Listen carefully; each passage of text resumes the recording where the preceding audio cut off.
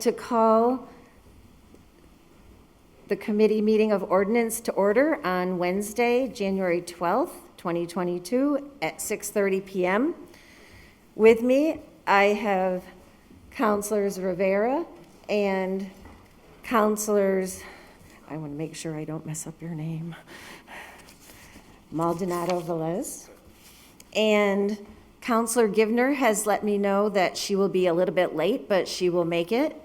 And we have Councilor Jourdain on the Zoom, and I see we have our legal office represented on the Zoom as well.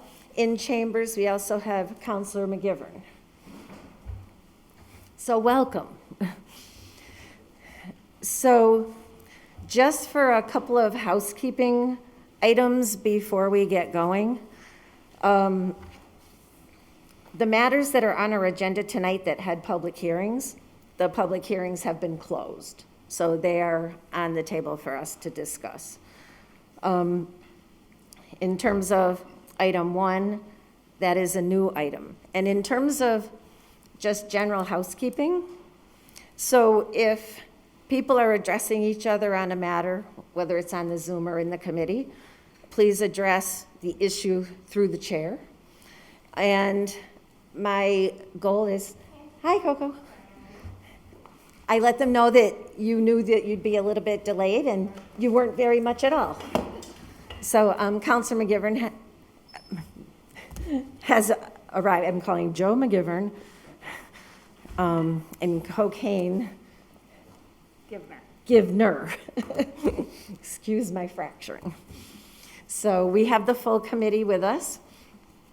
And so I was just saying that when we're having debate or anything, that the issue gets addressed through the chair. And that it's my intention to always give people opportunity to speak, hopefully everyone once, before everyone again, and keep a polite and professional order to the meeting. Okay? So, I'll second that. all in favor? Aye. Aye. Okay, so item 1, and welcome, Councilor Jourdain. I did note that you're here on the Zoom. Do you have audio now? I can't hear you. Can you hear me now? Hardly, barely. How about now? Better. It's better now, yep. Okay, Thank you. thank you. Okay, so item 1 was filed by Councilor Sullivan and myself, that the city adopt a temporary moratorium on issuing special permits for MMEs and on the use of land and structures in the city for MMEs for a period of 6 months, so the city can study and enact ordinances that protect the health and well-being of its citizens and businesses that may be negatively impacted by MMEs, including but not limited to studying and evaluating the potential health hazards and economic impact of air emitted from MMEs, studying and evaluating the effectiveness of the latest filtration and mitigation technology for emissions from MMEs, implementation of effective filtration and mitigation system minimum requirements to eliminate air quality hazards and nuisance odors emitted from MMEs, implementation of effective buffers to protect citizens and businesses from air quality hazards and nuisance odors emitted from MMEs, development and implementation of clear and enforceable air quality and nuisance odor standards and penalties, including fines and operation shutdowns, identifying the appropriate city department for monitoring and enforcement of air quality and nuisance odor violations, exploring dedicated funding for monitoring and enforcement of air quality nuisance odor emissions from MMEs.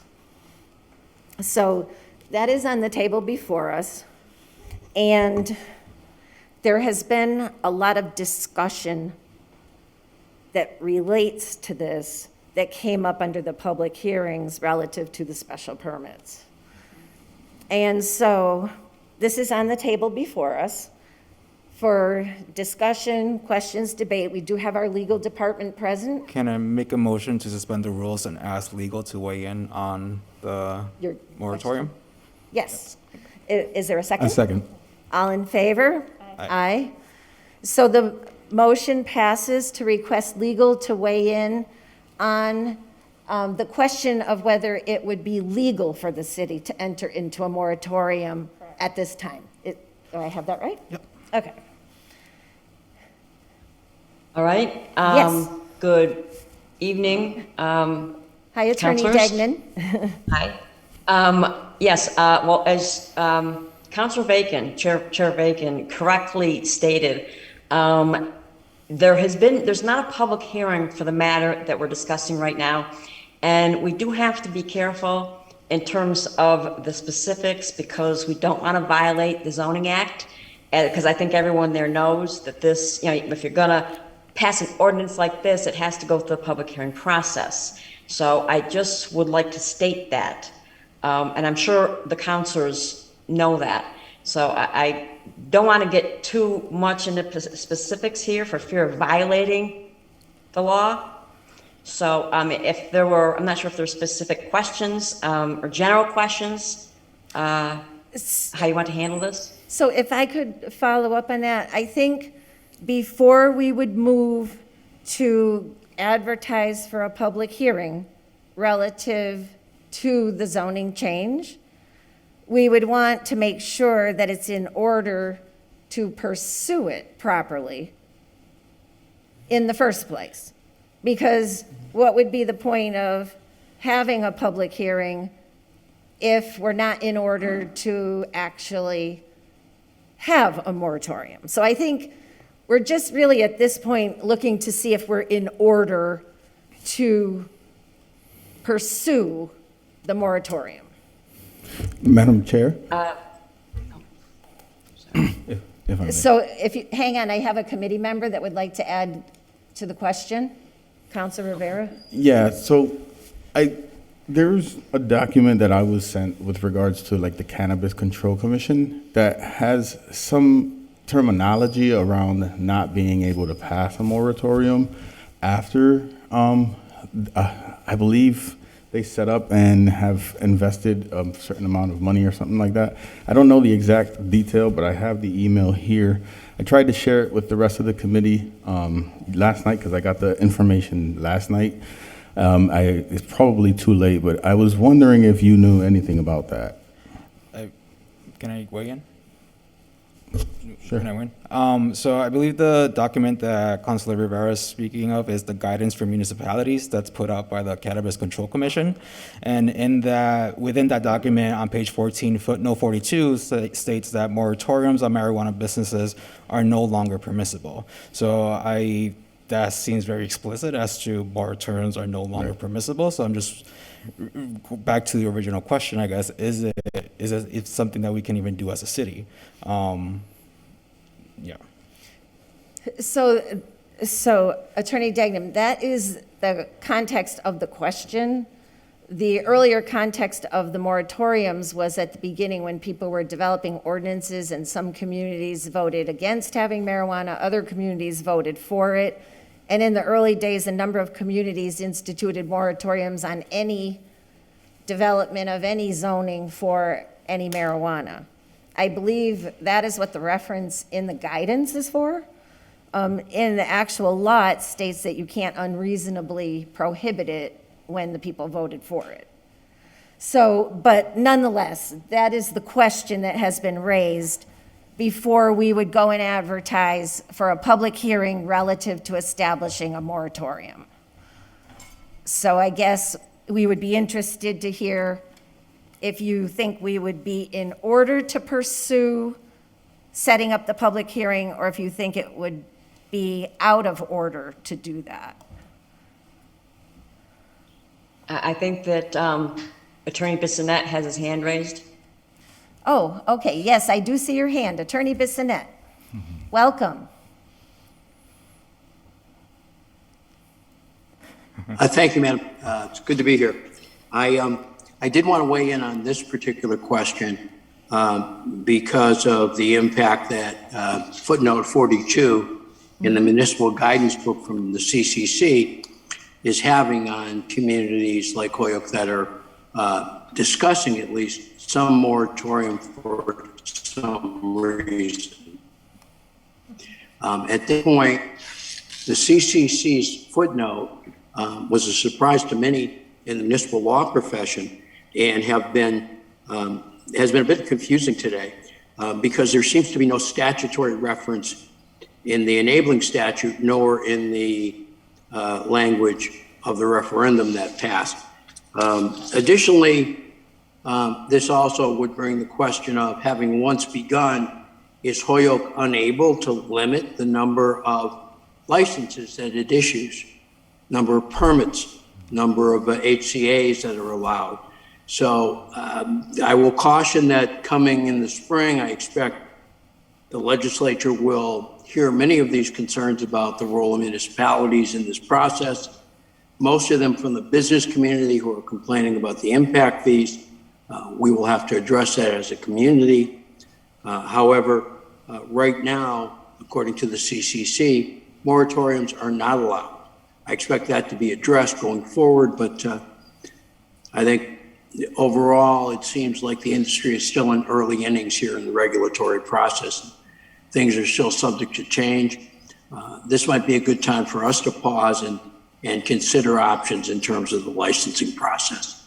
Thank you very much, Madam Chairman and members of the committee. So can I just ask you to just put a little finer point on that? So would we be in order to have a public hearing on the matter of the moratorium in your view, or is the guidance binding relative to that we could not establish a temporary moratorium? Ask you whether or not you can have a hearing. You certainly can post and hold a public hearing on whether or not the community might be interested in the moratorium. Okay. If only to have that argument in our arsenal when we go up against the industry in terms of arguing about local control. So that may be something that might not reap immediate benefits, but certainly within your province to do so. Okay. Okay. Thank you very much. Are there further questions from members of the committee? Madam Chair, Ye- if I may. yes. I just wanted to note that it sounds like if moratorium is not something we could implement, maybe we should be thinking more about how many businesses are in our city, and if in the future we might want to think about limiting the amount of businesses instead of saying no to businesses, because obviously they're already still here. Thanks. Okay. Madam Chair? Kevin. Oh, Attorney Jourdain, you were a voice in the distance. Yes, yes. Hopefully, still in your thoughts, although distant tonight. I would just point out, Holyoke used to have a moratorium. So this is not new ground for us.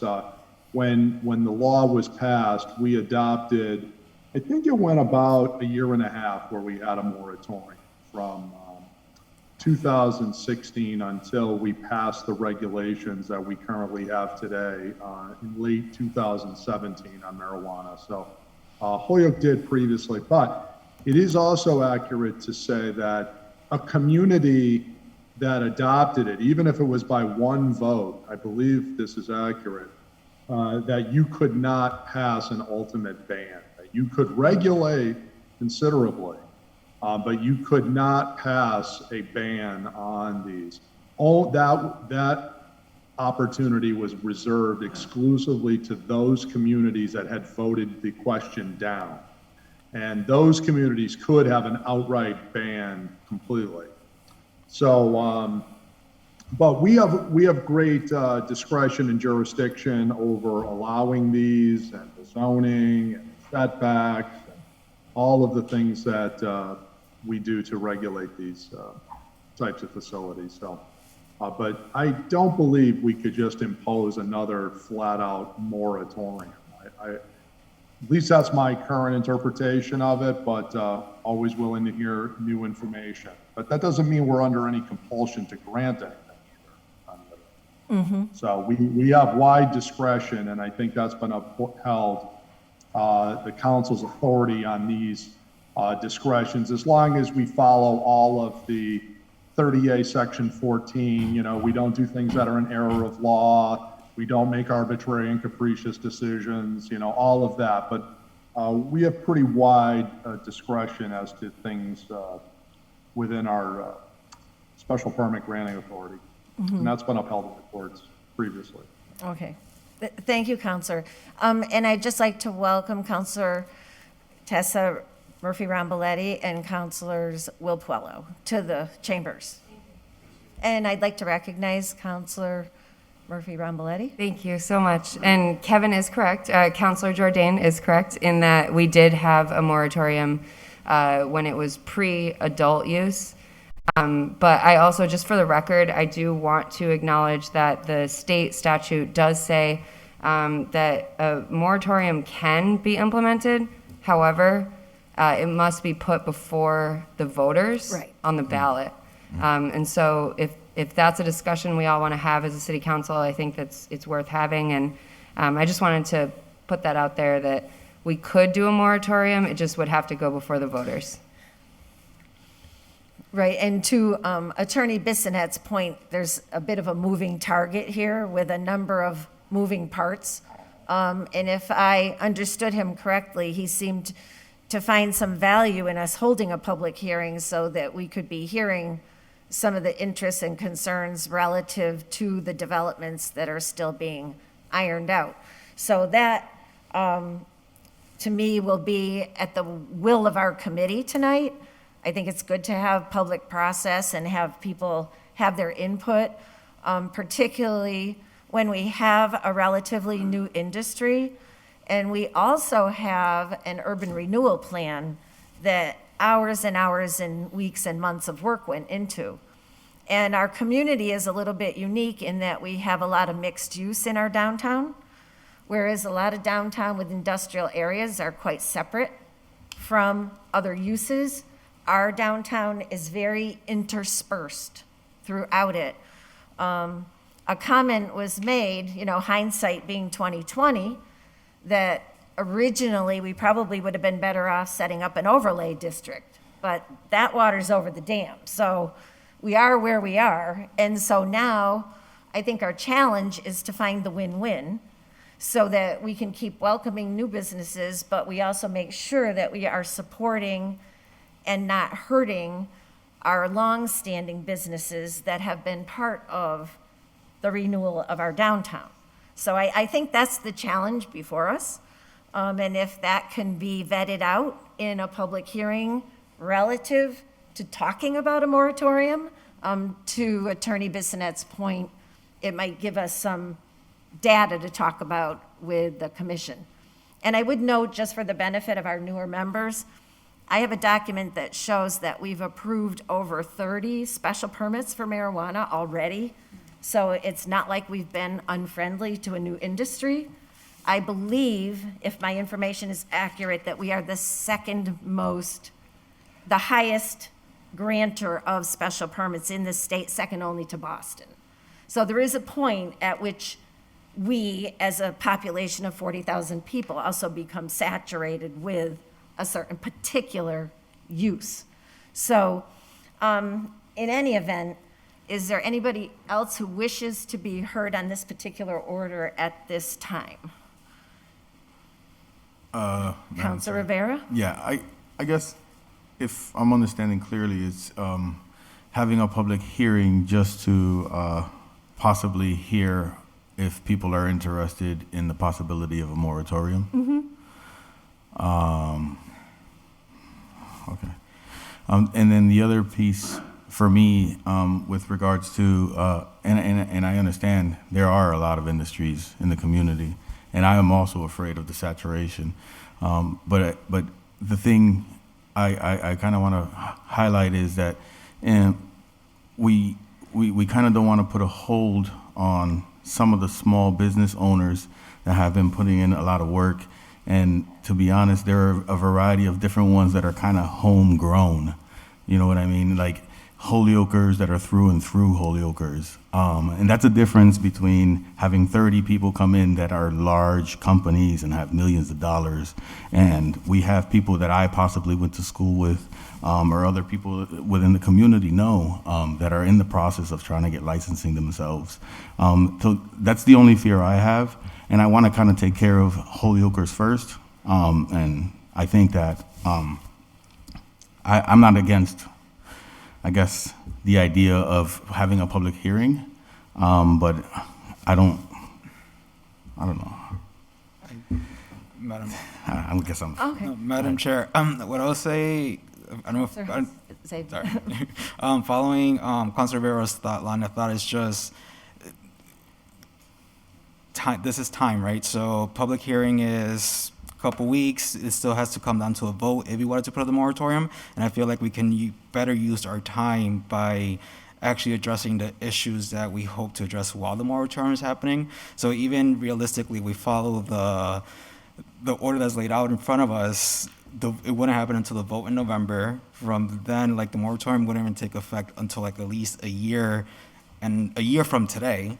So Well- in that year's time, I feel like we can spend that time addressing the issues that we hope to address while the moratorium, instead of Well, addressing the moratorium. I hear what you're saying, but I just want to clarify that I heard Attorney Bissonnette say that we are in order to hold a public hearing relative to establishing a moratorium, separate from a vote of the public. That is, Attorney Bissonnette, am I restating that correctly? Yes, particularly if you're going to consider putting it to a moratorium, putting a moratorium vote on the ballot at some point. You don't have to have a hearing. You don't need to have a hearing on this issue, but if it's the will of the body to public discussion, hearing, you certainly within your rights to do that. Okay, so it seems to me we're at a place where we're at the will of the committee. So from my experience last year, we have some people who are very interested and concerned about a number of the impacts that are happening within the area of our urban renewal plan relative to the marijuana industry. And the impression I'm getting is that the interests of both are butting heads in the community. And so my perspective on all of these things is that our goal is to try to do what's best for the community and come up with a win-win, where we're welcoming new businesses and preserving and supporting our investors that have been here for years working to do this. So if a public hearing is helpful to that end, then I think it would be a good thing to do. I think the more that we engage our public, whether it's long-standing businesses or new, that's a good thing. But I will defer to the committee, because we can table this order in committee and see if we can get some work done on other orders. Or the committee could vote to set up a public hearing and we see how much interest there is or isn't. I mean, if 3 people show up at the public hearing that we set up at perhaps our next meeting, then it's not a hot topic. If there is a lot of interest and concern about it, then we'll have a lot of people come in. And I actually, for advertising purposes, I think we would need a longer lead than our next meeting, because there's rules relative to advertising, right? But there's nothing to stop us from having open process in that regard, and there's nothing to slow us down from addressing other things in our other orders either. Madam Chair? Councilor Givner. Well, what's the difference between having a public hearing and being open to the public for comment at our committee meetings or our city council meetings? So a public hearing is a formal advertised notice that we are taking up a matter that is of interest to the public, and we're making sure that the public is aware of it.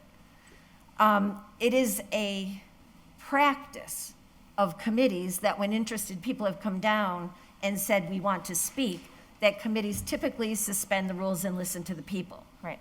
My concern with that from a process point of view is these are people who have the time and interest and effort that read all the agendas and know what's what, whereas the other people might not be aware So I think it's a tilted influence. That's my opinion.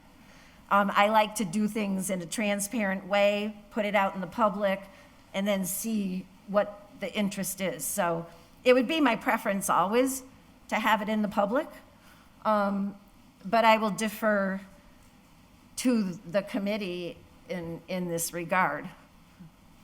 Madam Chair, can I offer a suggestion? Counselor Jordan. Thank you. If the approach is that the only way for us to do a moratorium is to have a ballot question, then the recommendation I would offer is that this is not the correct vehicle to do a moratorium.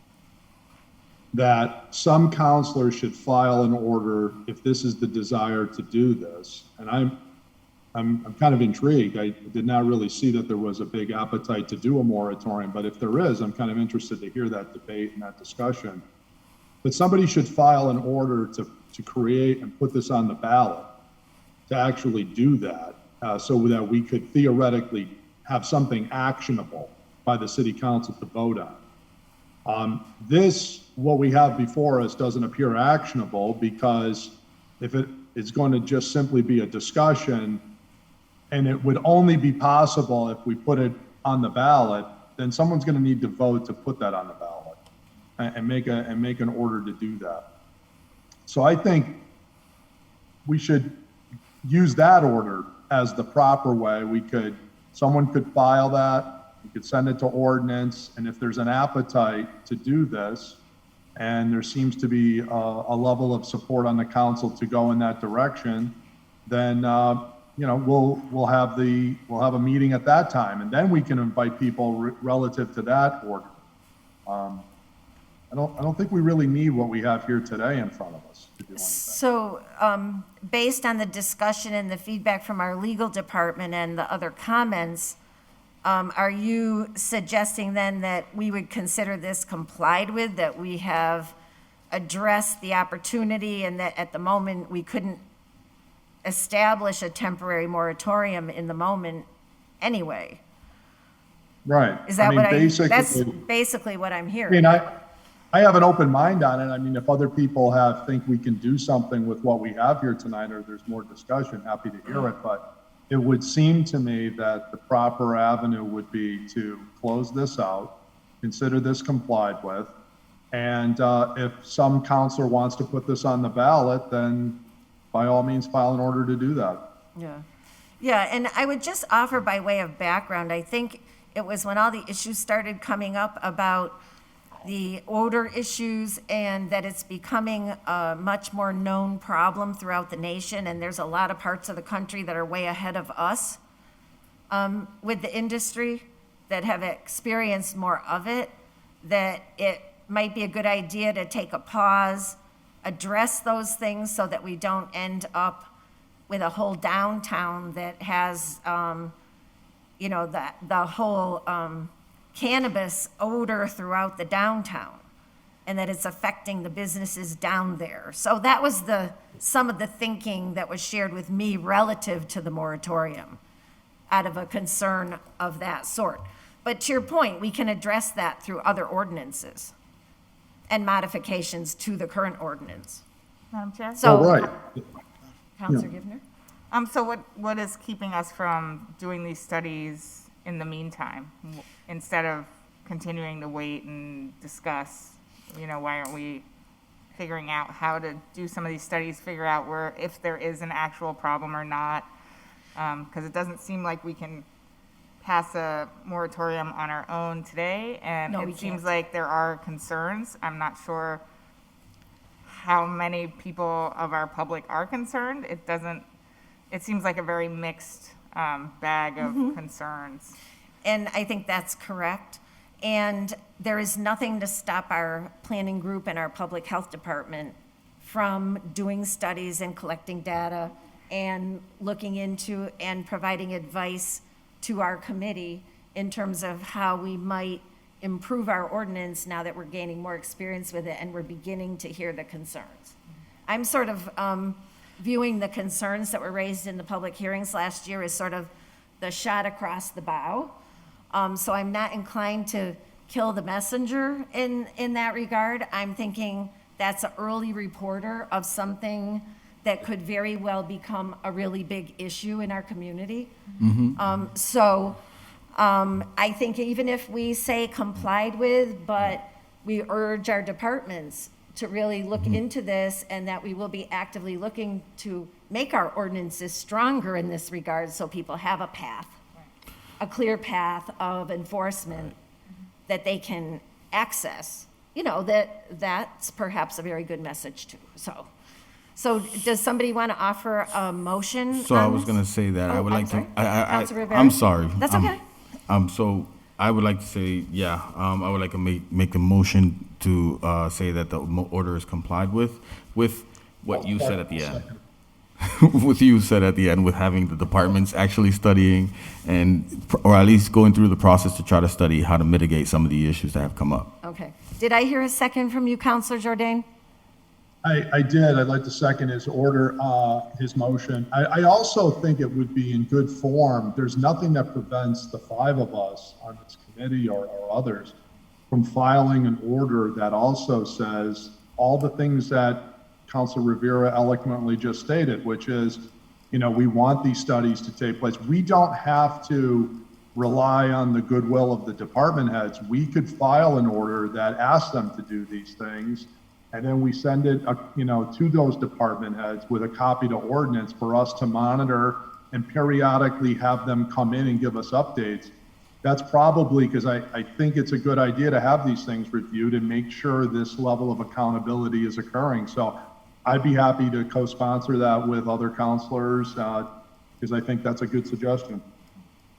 Okay, so this is what I'm hearing, that we have a motion before us that this order be considered complied with a request, and I think properly, since the mayor is over all departments, it has to go to the mayor to request that the departments, which I think planning is looking at this now, and that our departments look at and study the various issues that were raised in this order that are documented pretty thoroughly.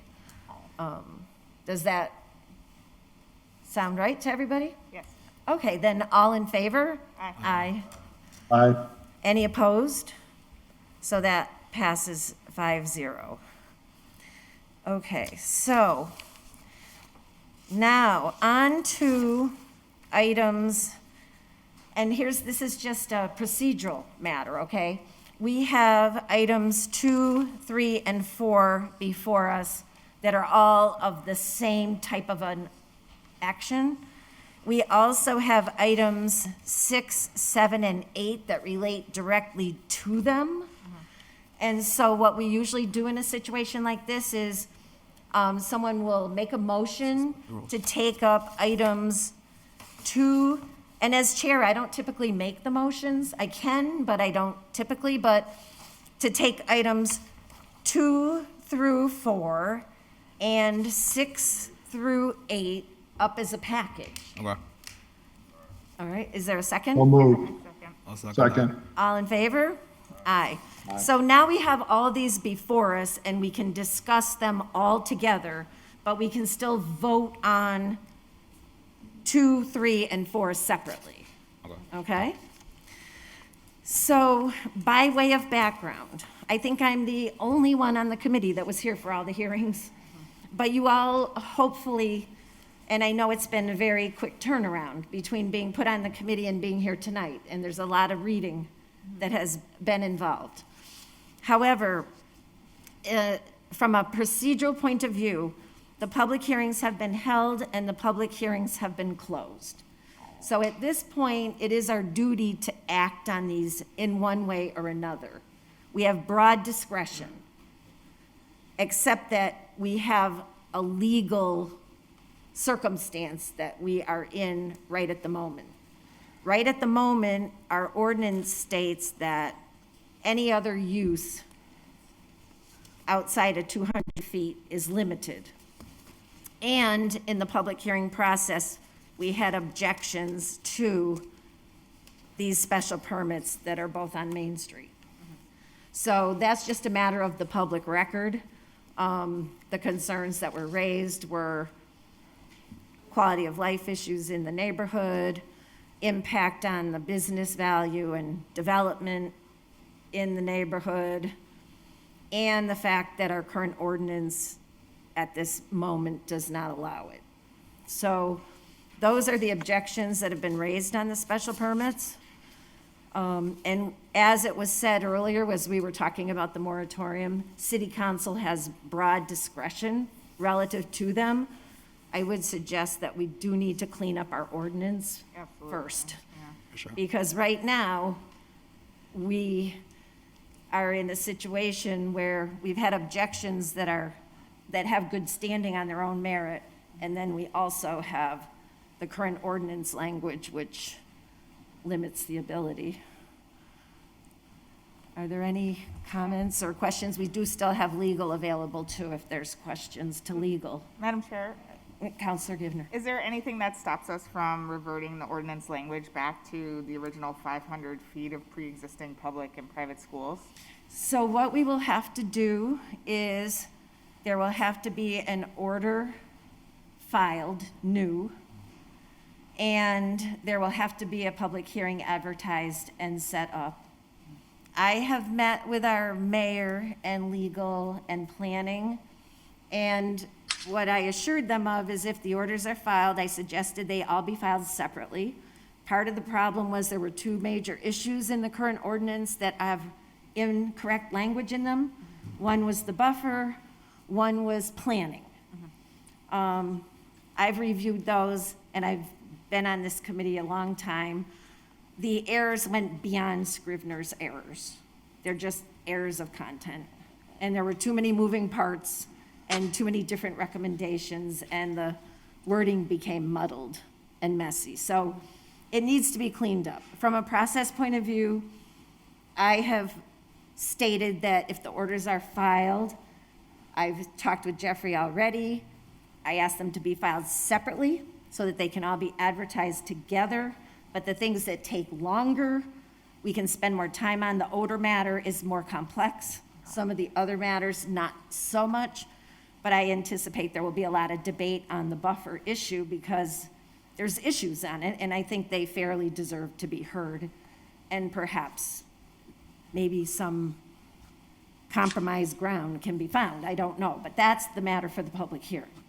So we will have to go through that, but if it comes up at this next meeting, I've asked Jeffrey advertise it right away and do it because it's been hanging around. Right. And we just need to get it done. If I may. Councilor Rivera. Thank you. So a lot of the matters that are before us, it seems that a lot of them have been on hold for a while, right? If I'm Well, correct, or no? the special permits came before us in the summer, I believe. The fear for me is that some of the people are possibly losing money as the time goes on. I don't mind having to wait until we figure out the wording, right? But it's not me that's losing the money or that is actually investing and kind of like feel like they're in limbo. But if we do have to wait, how long is the wait? And then like, are we able to, you get what I mean? Just so that. I do. There are no guarantees to be made when you go into a public hearing process. However, the purpose of a public hearing process is to gain information that you don't have. So we've been through a public hearing process on two of the matters, but most attention was paid to one. And So relative to these orders so the that public affect. hearing, right, the public hearing process is not So for these people though, that have already gone through their processes. So here's the thing. These people applied for their special permit after the ordinance with the current buffer zone was passed. Oh, okay. So they filed when the current law was in effect. So they're under it. So our hands, in a certain regard, in the face of objections by neighbors and in the face of the current ordinance, are tied in terms of, in my opinion, what we can do. If you want to get further input from legal, I mean, they're standing by, but that's my interpretation and understanding at this time, but I'm happy to let. Yeah, could Legal weigh in. could we suspend the rules to try to ask Yes. legal? Yes. Does somebody want to second that? Second. All in favor? Aye. Attorney Bissonnette, would this be you or Attorney Degnan? I think it would be me. I'm the one that wrote an opinion that former Counselor Terry Murphy requested. Yes. And I think you have that opinion. We do, and it's before us on the table, and we all have the copy. Right. Okay. We do. Thank you. My concern about this is that Section 9 of Chapter 40A makes it pretty clear that there's a timing pattern for this, depending upon the trigger point for the deadline is dependent upon when the public hearing on the matter is closed. For two of these, which I can say is in the opinion, H&H Realty and ACMJ, the public hearings were closed October 26th of last year. Under the state law, this and the city council is the special permitting granting authority. So the city council would have 90 days from October 26th to take an action. And otherwise, they'll become issued as a matter of law. And one thing you would want to be concerned about is Councilor Bacon and Councilor Jordan have correctly stated, I mean, you do have some discretion, but if no action is taken and they're granted by operation of law, we lose our ability to put conditions on the special permit. And I know that there are at least 5 conditions, and I think there was another one on these particular permits. So there is a concern. So that's the statutory part of it. From what I did look at the letter from the planning board, and I referenced it in my opinion, dated November 18th, 2021, where I read it. This person is indicating that it is, in their view, a Scrivener's error. And my concern legally is that if we deny it on that basis, and there is not, at the public hearing level, not a detailed reason of why these permits should not be granted, the entity seeking the permit would sue us, I'm sure. And if that's their only reason, it's not documented within the public hearing process, we would lose. And not only from a zoning law perspective, but there might be contractual law or other forms of legal arguments that might be imposed upon the city through a complaint. So, I mean, that's my opinion on the statute and what could happen,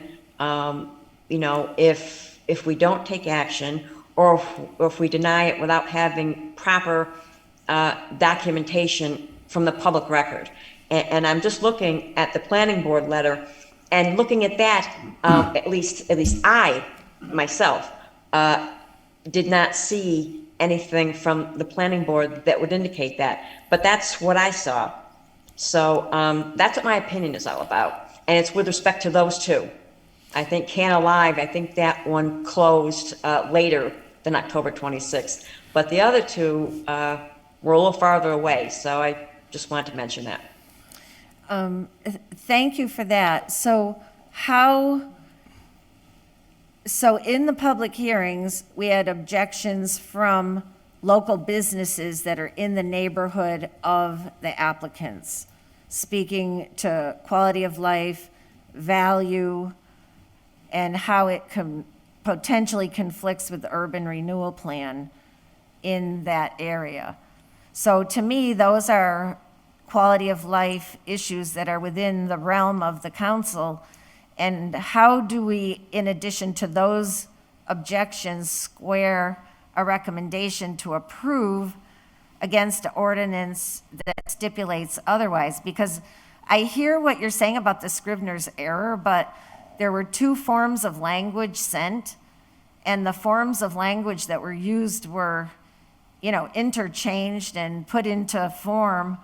And there's also a whole separate section relative to planning that's incorrect. So if there was like one word in a sentence with no other wording changed, I would accept the argument of a Scrivener's error.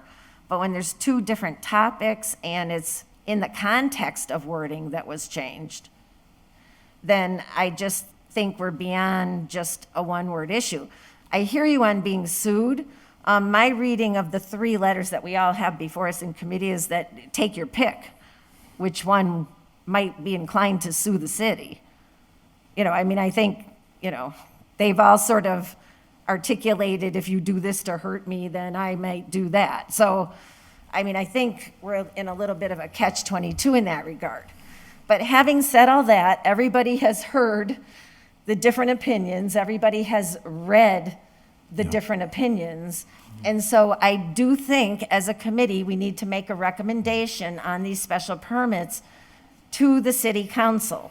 Now, if it is the will of the committee to make these recommendations, then I would like to ask the committee to also take up with the package the agenda item 5, so that we can discuss that in the context of the special permits. Is there could I have a motion on that? Can I just ask one more question to legal before? Council Rivera. The question I had was, would there be any, I guess, legal ramifications if we went ahead and approved them with regards to the language being the way it is now? In my opinion, if we do that, one of the benefits that you're going to have legally is that you're going to be able to put conditions on the special permit.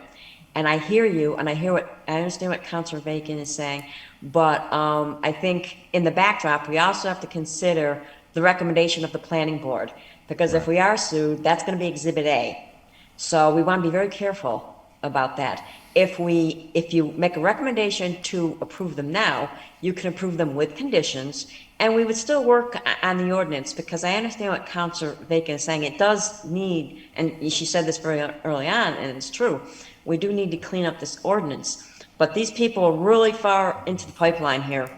And, I think that we'd have more legal ramifications if we don't grant it than if we do. That's my opinion. Thank you. So what I would like is for a member to make a motion that we add item 5 to the package that we're currently discussing. So moved.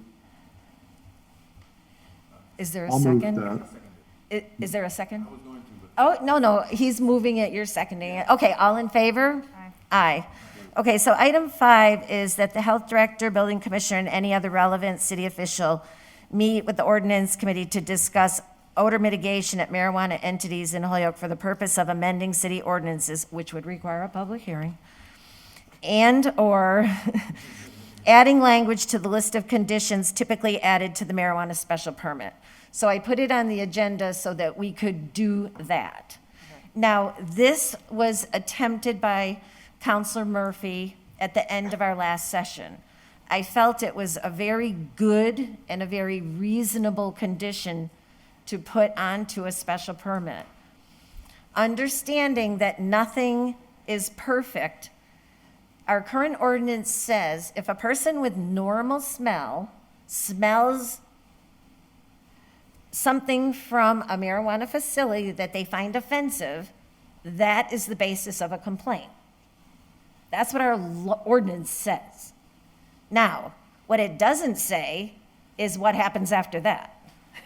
So that becomes problematic. And then the whole discussion that continues after that gets very complex is it a problem? How much of a problem is it? And what do you do about it? Okay?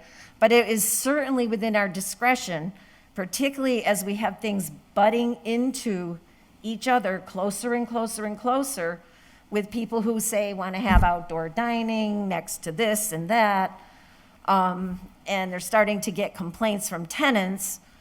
It's definitely within our discretion to add in language that says if a smell complaint is obtained, then the facility will take steps to mitigate, and if it's not mitigated within a certain amount of time, then operations need to be suspended. So that is certainly within our discretion, and I think would give the businesses that are fearful of being encroached upon a path of recourse, which right now they don't feel they have. Madam Chair?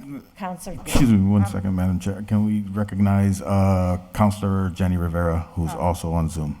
Okay, I'll recognize committee member, and then I will go to the Zoom. Go ahead, Madam. I think it seems like a bit of overreach to initiate language as a stipulation on who can smell what, considering we don't really have any guidelines for what it means for an odor to be offensive, or this language here also seems a little wishy-washy to use it specifically as language added to a special permit. I think when people applied for permits, they had good intentions. We as a city had good intentions, and now we're sort of backpedaling, and I don't know if that's appropriate either. These are 3 special permits. If we want to move forward and work on ordinance language, I understand that. I think it's a good idea. In the perfect world, hindsight is 2020. In a perfect world, we would have figured this out in the beginning. We didn't. Now we have people in the pipeline. They're spending money. They're building. They're paying leases, rents. They're buying equipment. They're hiring lawyers. I think that we can't continue to drag these things out and add more language that's equally as unclear as the ordinance language itself. Madam I Chair. have Counselor Rivera on the Zoom to recognize. Go ahead. And then I see Counselor McGivern, who hasn't spoken on the matter yet. And I then, also wanted to be heard too, Madam Chair. okay, thank you. So, Counselor Rivera on the Zoom, you are recognized. You might be muted. Is she still there? I don't see her. I saw a couple hands raised at the bottom of the screen, but I I'm don't. not sure now. All right, Counselor McGivern? Thank you, Councilor Bacon. And I was just curious, is the Board of Health Director with us this evening? Because I have questions on item number 5 as to help clarify regulation of odor, to help clarify, is there a lot of complaints about odor? And maybe to, have him weigh in as to, are we just spinning our wheels?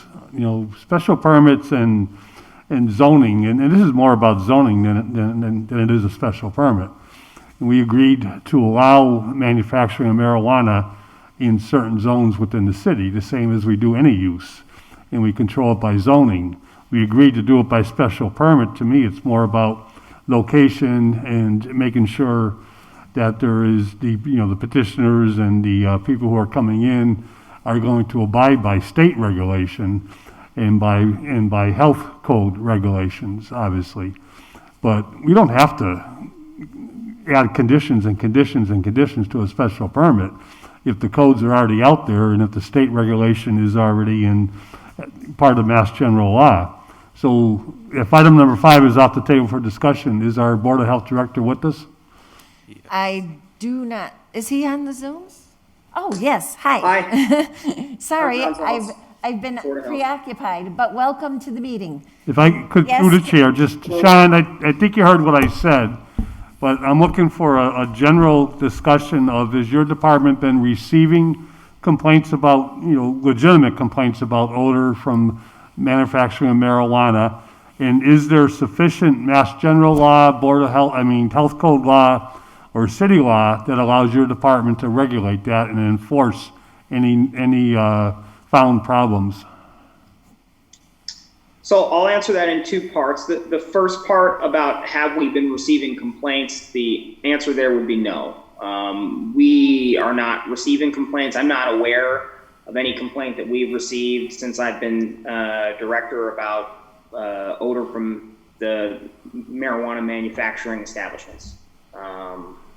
we got a public records request and we were unable to supply any documents asking that same question. The second part to that, are there sufficient laws that exist?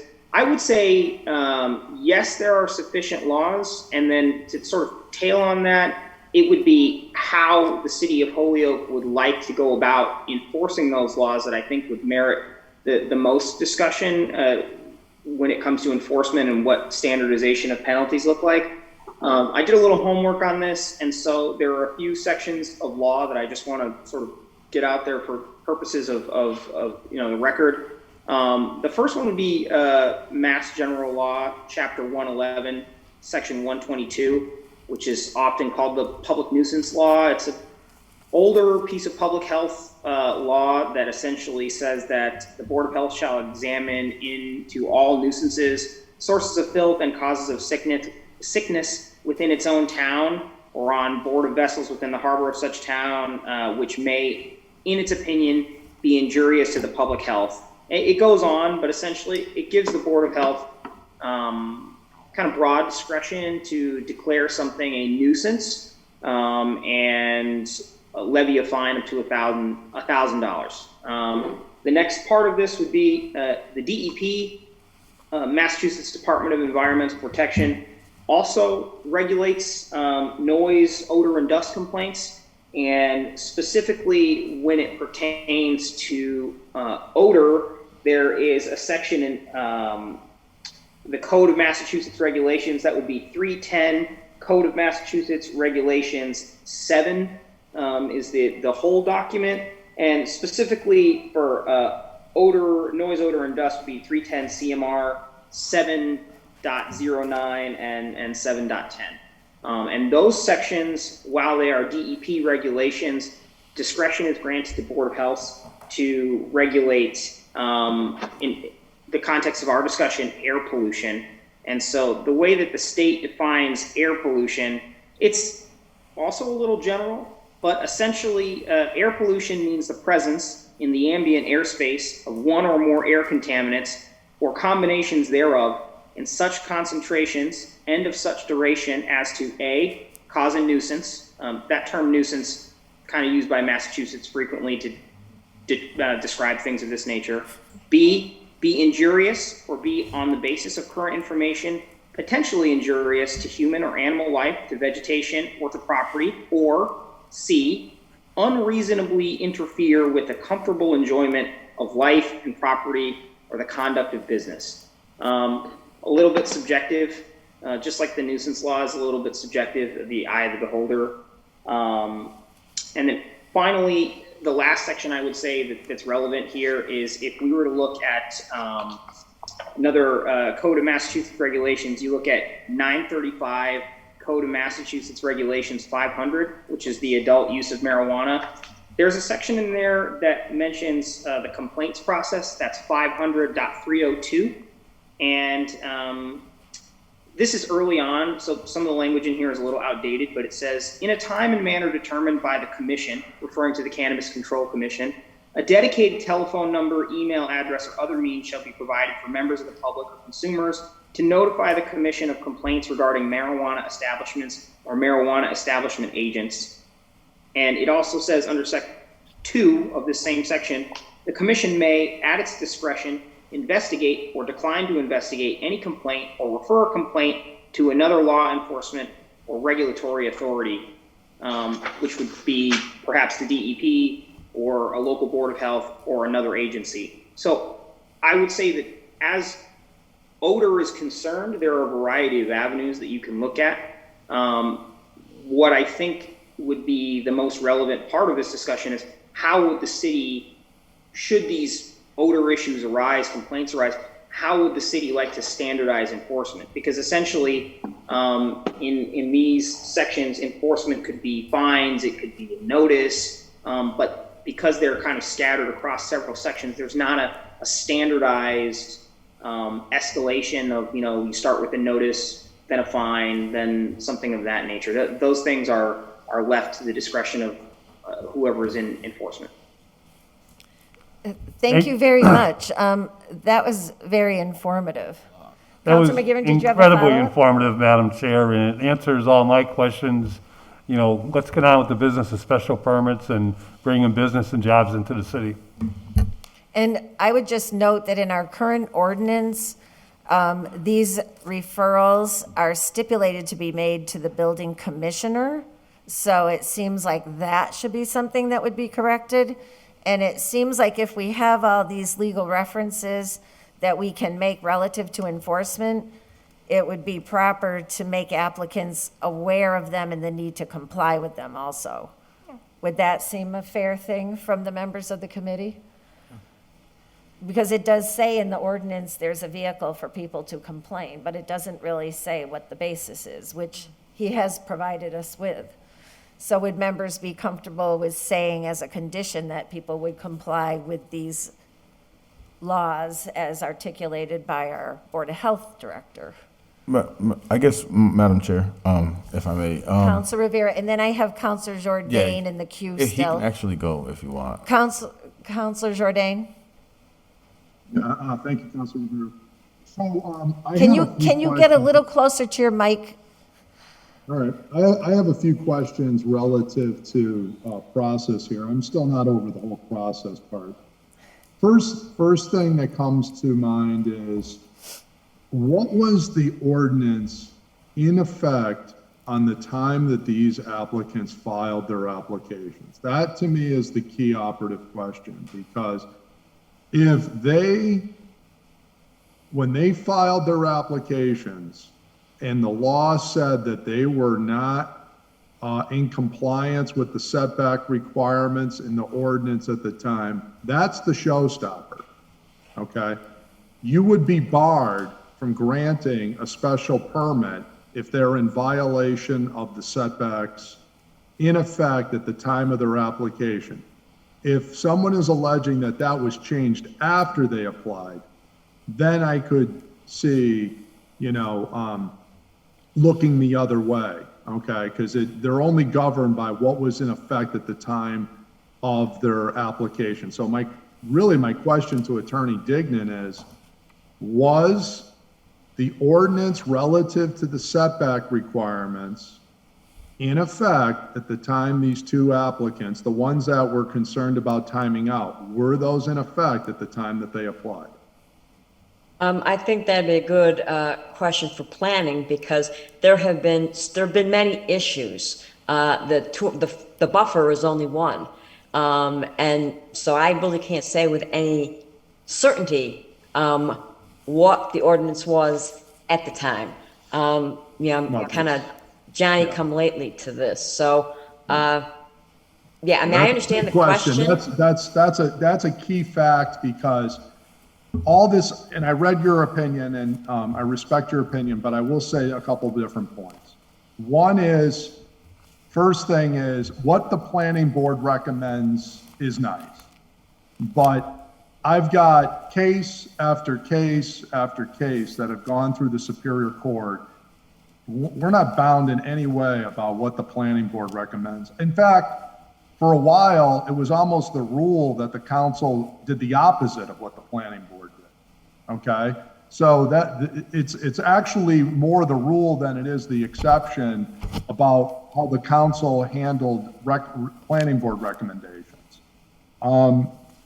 They're nice, but in no way binding, and I've yet to see a court that said, well, the planning board said X and the city council said Y, so we're gonna go just the opposite. And if I could have a nickel for every lawyer that has threatened the city council with a lawsuit because we used our discretion, I've yet to actually see any of our special permits ever overturned in the end.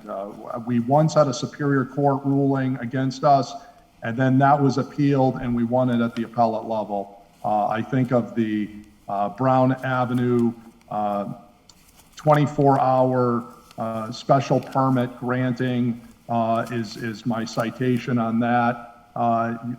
Everyone would be wise to read the opinion relative to the Holyoke City Council's power on discretion relative to that case. It's about 15 years old.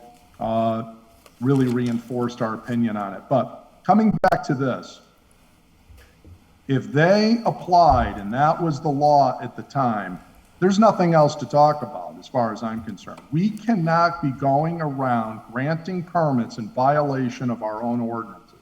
Period. Stop. Nothing else to talk about. Okay? If it is legal to grant them the permit, then it's a matter of discretion. And then at that point, we can decide, yes, it's good, and we grant it with whatever conditions we think appropriate, or no, we deny it based on whatever we think is justified. But I can't vote to grant permits if they're in violation of the ordinance at the time that they filed the permits. That's a materially important fact for the Ordinance Committee to know, and the City Council for that matter. After that, no one can trivialize ordinances as Scrivener's errors or whatever. Just because people goof up, or whatever was intended or not intended, people are supposed to know what they're doing when they're passing laws, okay? People cannot Monday morning quarterback and say, oh, I'm sorry, I guess I didn't mean what I actually voted for. Doesn't work that way. We're making laws. We're not playing tic-tac-toe or tiddlywinks here, okay? This is serious business. We're passing laws, and laws that we impose, we're supposed to know what the heck we're doing here. And that law was in effect, if true, at the time. There's nothing else to talk about. I would say pro forma, it needs to be denied because they're in violation of the setback. Period. And stop. And I don't think any court would overturn that, quite frankly, because we have the authority to make that law, and apparently the council chose to do it. So, Councilor Jourdain, to your questions of fact, in front of me, I have a copy of an application for H&H 4048 Main Street that was from August 4th of 2021. And I have an application from ACMJ dated June 1, 2021. And information before me indicates the ordinance was modified in May of 2021. I don't have that paperwork immediately in front of me, but I believe that is documented. Okay. But those are the There we dates have it. of the applications. Madam Chair. Counselor, Isn't it, so our ordinance says 200 feet from any principal use, but I believe Mass General Law explicitly says that we can only do a buffer when it comes to schools, not any other uses within our city. So are we not also within our ordinance contradicting the Mass General Law in itself? So the Mass General Law says we can't prohibit the marijuana, but our prior ordinance is the law that prohibited the buffer of 500 feet between the schools, which was then amended to 200 feet. But that was our own ordinance. That wasn't Mass General Law. from the school, Yeah. So that's what. Originally. So that's what it should say based on what Mass General Law allows us to do Well- when it comes to buffers within other uses. Well, no, Mass General Law allows us to set whatever buffers we want, as long as we don't set buffers that prohibits all marijuana business. We can't set it in a way that then makes it impossible for anybody to have a business. Which is essentially what a 200-foot buffer from any principal use does. So we essentially have a de facto moratorium, which is an issue. Well, not really, because we have some in the pipeline where we met yesterday, and if they're citing in IG next to, say, another marijuana business, they're good to go. Madam Chair, if I may. But that's why we need to clean up the ordinance, because we need to figure out what we really want to do if I with the may, buffer. I would- Counselor Rivera. Yeah, I would kind of like to suspend the rules and defer the question to legal on whether or not the way the language is currently written, if it violates Mass General Law. Okay. So that way we clarify that piece. And then the other question is, I will reiterate my question before, ramifications would it be if we decided to approve all of them anyways, the way the language is? Because if there isn't, then I would like to motion for an approval of all of them the way they are with the conditions that have been put forth before. So that way we have a chance to at least put the conditions on them before the 90 days pass up, because it seems like the 90 days are up or they will be up soon. They will be up soon if we do not make a recommendation to the council at our next meeting. So Attorney Degnan, did you hear his question relative to Mass General Law, and can the buffers only be for schools? Quite frankly, I think that is correct, because I remember researching this briefly, and I think that he has a point. I would like to double check it, I have to say, because it wasn't what I was looking for at the time, but I did notice something to that effect, so it's a good question. Also, to Councilor Jordan's point, I mean, I understand that we just don't, we're passing laws and we just shouldn't willy-nilly ignore them.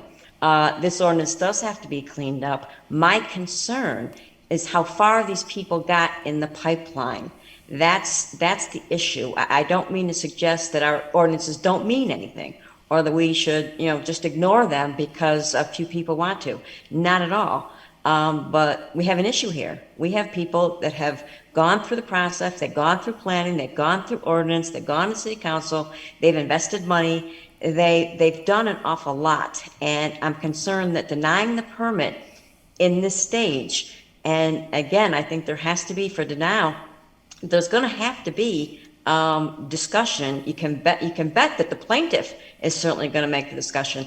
They're going to show what the planning board did. And I'm not suggesting that you're necessarily bound by it, but it is a consideration, particularly in litigation. It will not bode well for the city, in my opinion, if we try to impose or just deny it outright when, from what I've seen, I know, Councilor Bacon, you've indicated that people have issued their complaints during the process. They did. We have them in But- writing in the record. Okay, I have not seen them, but I am very concerned about what the planning board's opinion was. It will have some value in litigation, so I really am concerned about at least these two permits that we're talking about, because these guys have gone through the process and they spent the money and they're invested. And I mean, that's just my opinion, for better or worse. But thank you for allowing me to speak my piece. Was there another part to your question? Can I ask another part to this, while we had Attorney Dignan? I'd like to ask, can we deny without prejudice, such that normally when you deny a special permit, the applicant is prohibited for 2 years from coming back? Can we deny without prejudice so that if we were to change the ordinance, we're just saying that at the time, apparently they didn't know the rule because they filed an application. Maybe others didn't know the rule. Apparently we didn't know the rule either, because somebody should have tipped them off before we went to this length.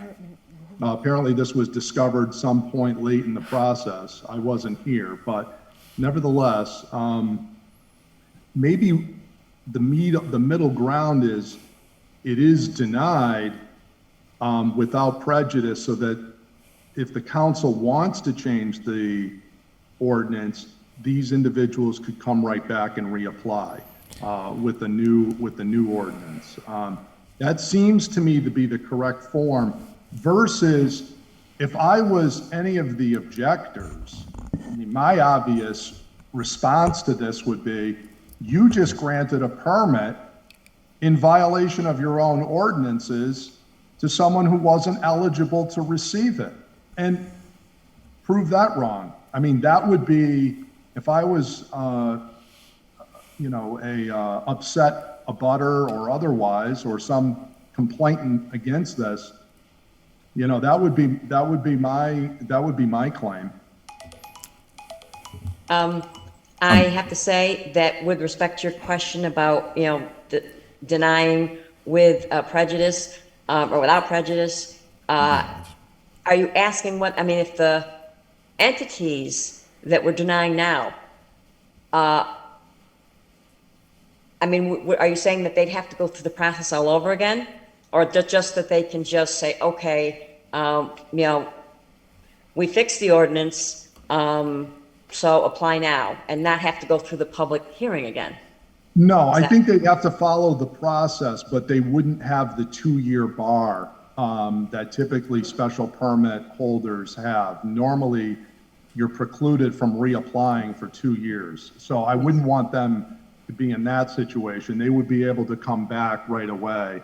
I think there also is some additional protection for them if they were granted a favorable disposition by planning. I believe that might be also in the ordinance, or excuse me, in the state law too, that if you win before planning but lose before the city council, it also may allow you to come back sooner.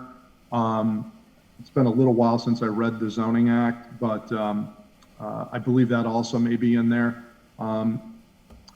But I am troubled by passing something when we know the ordinance says otherwise. Otherwise, if everybody's in favor of granting it, then, yes, I would agree, or this law wasn't in effect at the time, then we can get to the whole thing about granting it potentially with all these conditions. And I don't really have a strong opinion one way or the other on the merits of their applications. I just see a procedural flaw here, that they apparently filed this not knowing what the law was at the time. That seems to be a fatal flaw to their application. Well, what bothers me, and correct me if I'm mistaken, is this error that we're talking about. If it was the city's mistake, that we made an error, and we're denying the permit based on that, that's kind of a wrinkle that we don't want to find ourselves in. But let me just ask you, you had another question about granting or denying the permit without prejudice so that they can come back. I mean, we're talking about time, we're talking about investment, and talking about money. I can't quote you a case that says you can do it, and I can't quote you a case that says you can't, quite frankly. But, I think we're just adding another layer. Even though I understand about the ordinance, I think the problem was that, the city was the one that made the mistake. And that certainly doesn't bode well for the city in litigation. But you're trying to read into the minds of 13 people and the juror that it was a mistake. Maybe somebody said, "Oh, this was great. I'm glad I voted for that law change." But the planning board indicated, I read the planning board letter. Yeah, but they're not the people that pass laws here. Madam Chair. It's the city council that passes the ordinance. I have a person in the queue. Are you all set for now? I have a question. Okay. Did you get the rest of your question answered, Councilor Rivera? Yeah, I got everything Okay. I wanted. I just wanted to see if I could put a motion to pass. In a minute. Okay. So Attorney Degnan, I just have a question. I hear your points relative to the process and the special permits. Does the city have any liability and exposure relative to the fact if we approve these when the ordinance at the time of their applications said otherwise, and another business owner who feels they're harmed by these special permits wishes to sue, does the city have liability in that regard? Any? In my opinion, the liability is more if we don't grant the special permits. I mean, you're always going to have, people, it's not perfect, as people were saying. This process Right. has not been perfect. Right. And liability, I'm concerned, is the other way around. I can't say, Chair Bacon, I can't say that no one, I certainly can't say no one will sue. I can't say that. But I think the argument in that lawsuit would be the same. And we are going to fix this issue so it won't be a problem anymore. But we've got these people deep in the pipeline, and they spent a lot of money, lots of investment. So that's my concern. I hope I answered your question. Thank you. I just wanted to ask from the other side because we have people that have come into the public hearings voicing that. Okay? So not Madam- seeing any other. Madam I Chair? think Mr. Bissonnette. What? Oh, Attorney Bissonnette. Thank you, Madam Chairman. One point I think for the newer members to take account of, the local approval, the home city agreements, the special permits is but one part of the entire process. You heard mentioned the Cannabis Control Commission, which actually licenses these marijuana establishments statewide. So we're part of a cog in the wheel of this new economic engine, if you will, but we're not a big cog, to be sure, in the licensing part of it. These particular developers and entrepreneurs have some investment of capital in, they have some lease agreements. Two of these have purchase agreements on property, and they are in the midst of going through the licensing process with the state, part of which is contingent on them hitting certain milestones in a timeline. We've rectified that with a couple of others that are at a different place in the timeline, but to my understanding, these are time sensitive as well. And if not able to rectify this and they don't get the permits under the expiration of time clause without the conditions, we are likely to face some type of litigation from those who have been harmed by this, one way or the other. But I think there's a solution, at least with regard to the buffer zone and the 200 and 500 foot limits from other uses and from schools. So that may be something that could be addressed on a rescission motion or something like that to correct it, while still leaving all the other meat and potatoes around the cannabis issue, the zoning questions, still on the table for the council to fix.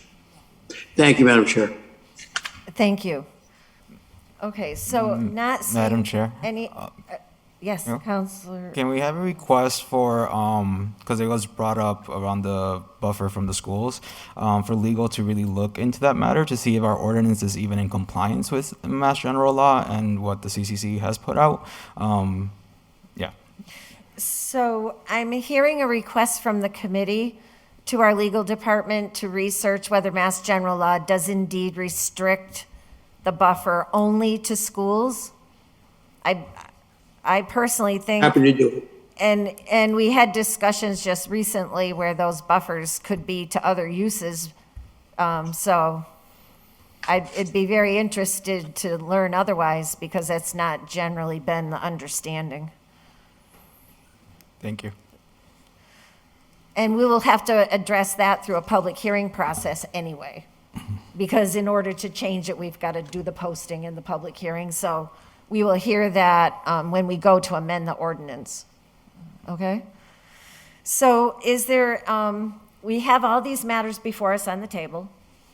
Is there a willingness of the committee to entertain a condition to these special permits that they will comply with the Mass General laws relative to odors and nuisance that have been articulated by our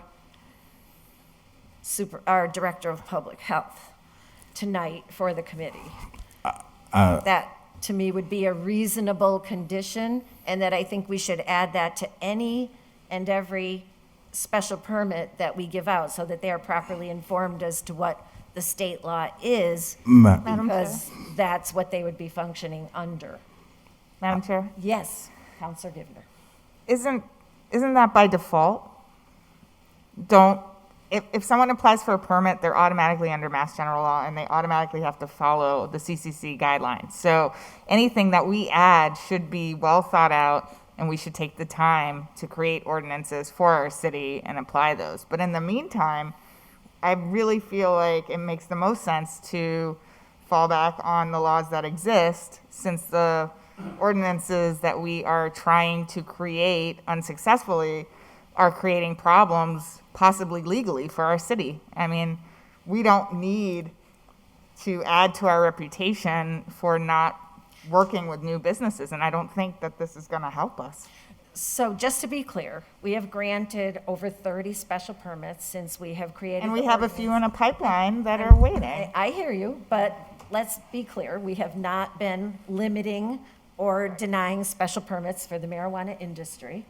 So I don't want to create that narrative because it is not true. Madam Chair, just to clarify. Yes. I'm not accusing the city of Holyoke of not granting enough. Well, you have to be very careful. Yeah. These things take on a life of their Yeah, own. I've seen quite a few businesses. I know we've granted quite a few permits. I just would like to clarify that I think if we want to decide to limit the permits that we grant and the businesses that start to be established or want to be established in Holyoke, that we really need to think about what kind of limits we want to set and hurry up, because we're losing time and we're discussing things that need to be fixed. I think we need to push things through the pipeline that are there. It sounds like there are about 3 permits in question. And we can, after that, say, okay, we are working on this and we need to work fast because they're going to keep coming.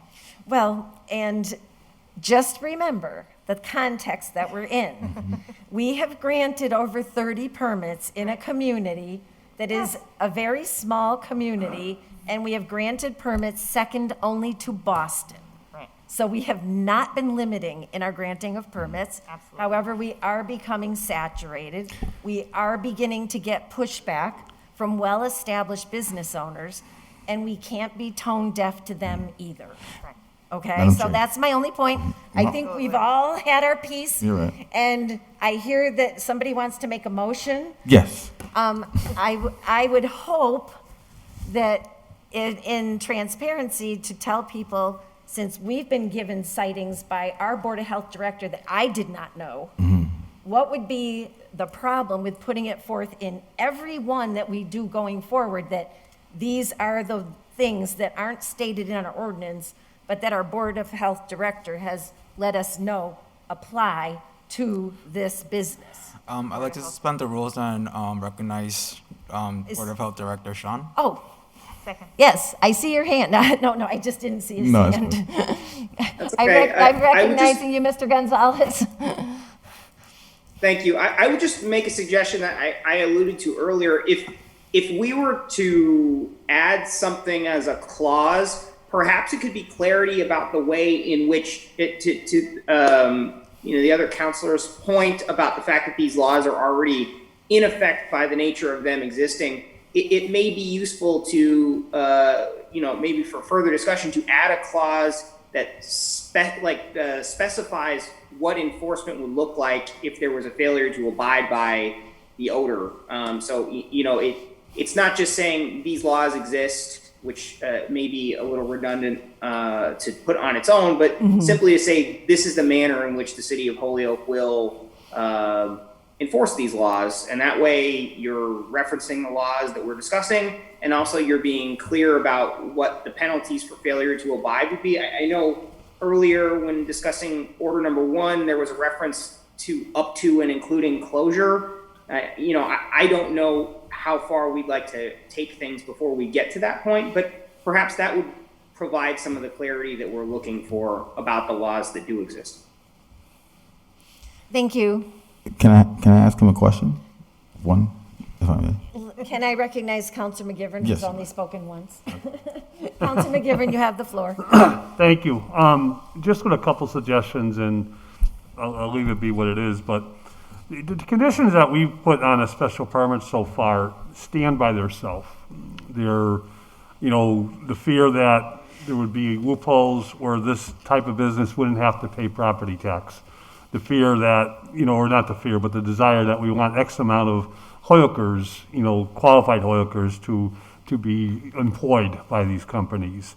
The issue of, I think there's been 5 that the council has been doing, no marijuana consumed on the site. That should go without saying, but certainly I think it's a strong message.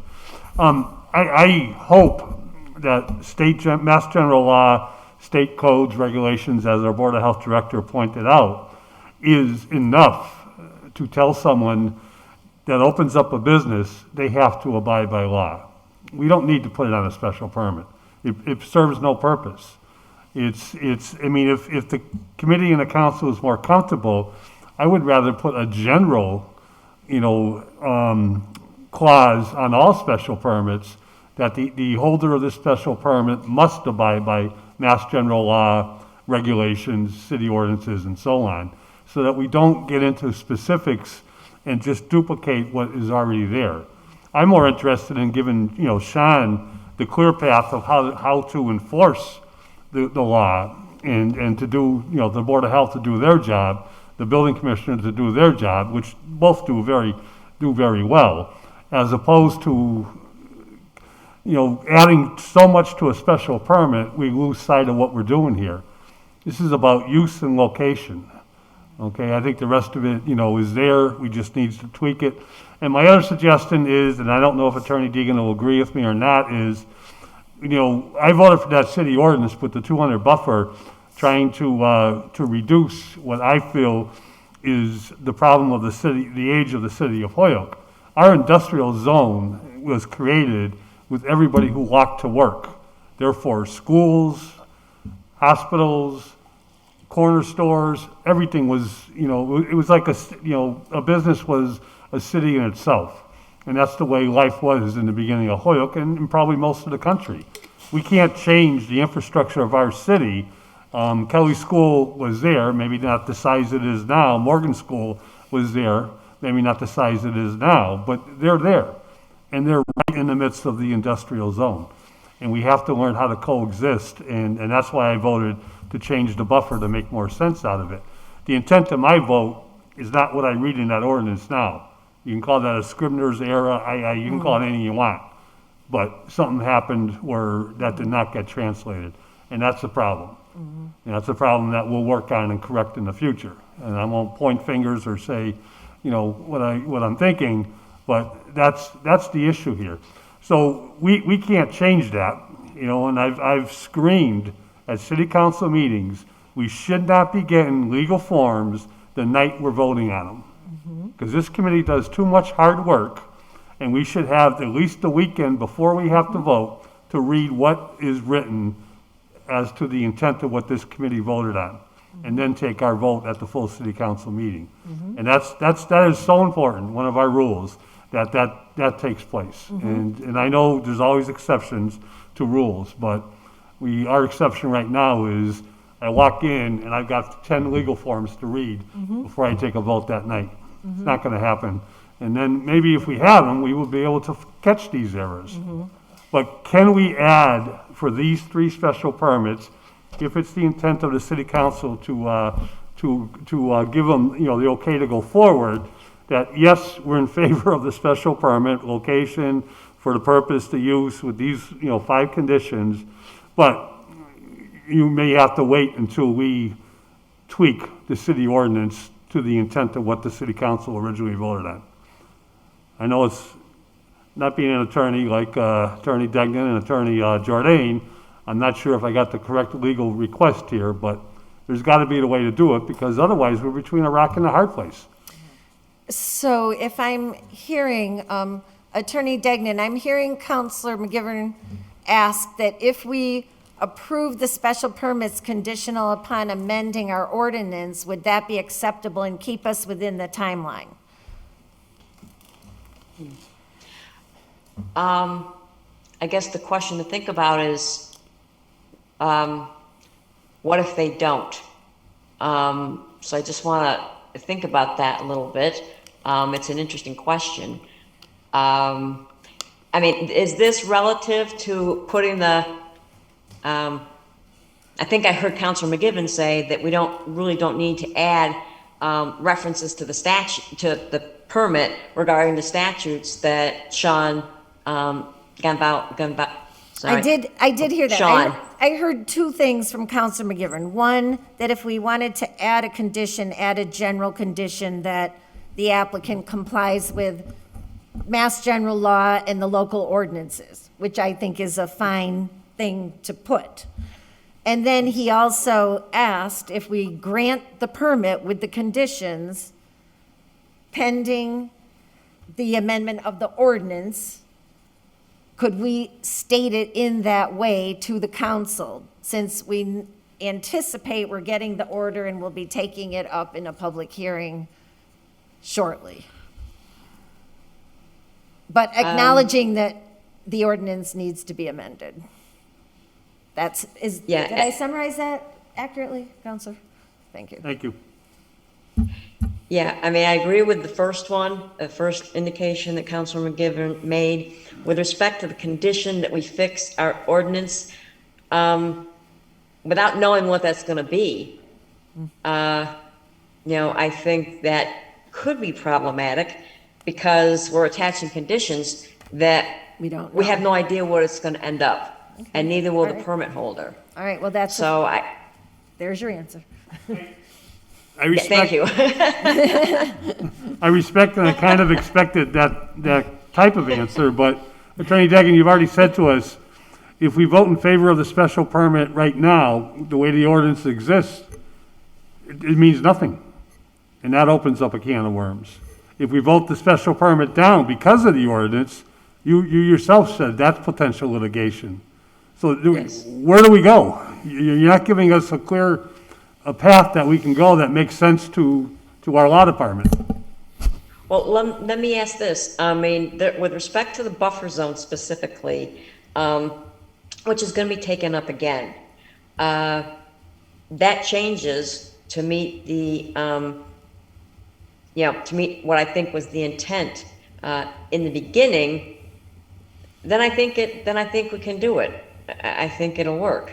I'm just a little worried about not being specific about the ordinances that we're talking about, I guess. Because we're going to make more than one amendment to this zoning ordinance. We know that's true. And so if we're generally saying, hey, you have to wait till our zoning ordinance is completely fixed, and once we fix it, you can't comply. Let's say they can't comply. That's like not issuing the permit at all, in my view. So I guess if you're going to put that condition in, I think we want to be a little more specific about what piece of the zoning ordinance we're talking about. If it's the buffer zone, I think that has a better chance. It's been vetted and everything. But if it's something City Council, we haven't even had a public hearing on yet, then I think that just raises more of a concern.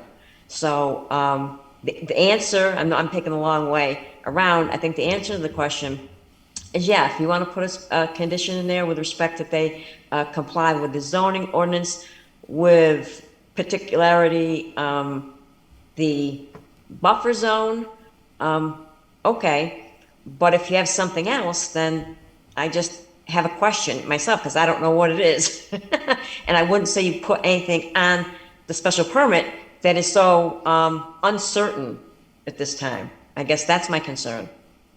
But if you want to mention this 200-foot buffer, I think you can do that. Madam Chair. Councilor Rivera. I would just like to motion to approve the special permits and add in the conditions that were spoken about in the past with regards to the particular 2 licenses, I believe, that they had mentioned that there were some conditions attached to it. There's 3 licenses at 2 addresses. With also expecting us to be able to figure out the wording and the language within due time, right? I'm thinking that we're doing that soon, right? Well, if the orders come up in our next meeting, they'll get sent to ordinance. Then there's a notice period that has to be posted to meet regulations. And it would come up at the next time that it could after that. Because if the concern is litigation, there's like it's been brought up, litigation can come from both sides. Right. I guess for me, the strength of litigation, or the person, the party that has the stronger argument, are the ones that have invested a good sum of money already into. Well, that would be all of them. Right. I guess it's up to opinion or perspective, right? But ultimately, I kind of want to trust and rely on some of what Jourdain said with regards to our record with litigation. And I'd rather take the risk on the ones that have invested money now for this particular moment. So if there's a fear of litigation, I'm not technically afraid of litigation coming from people that have not made or filed a complaint yet.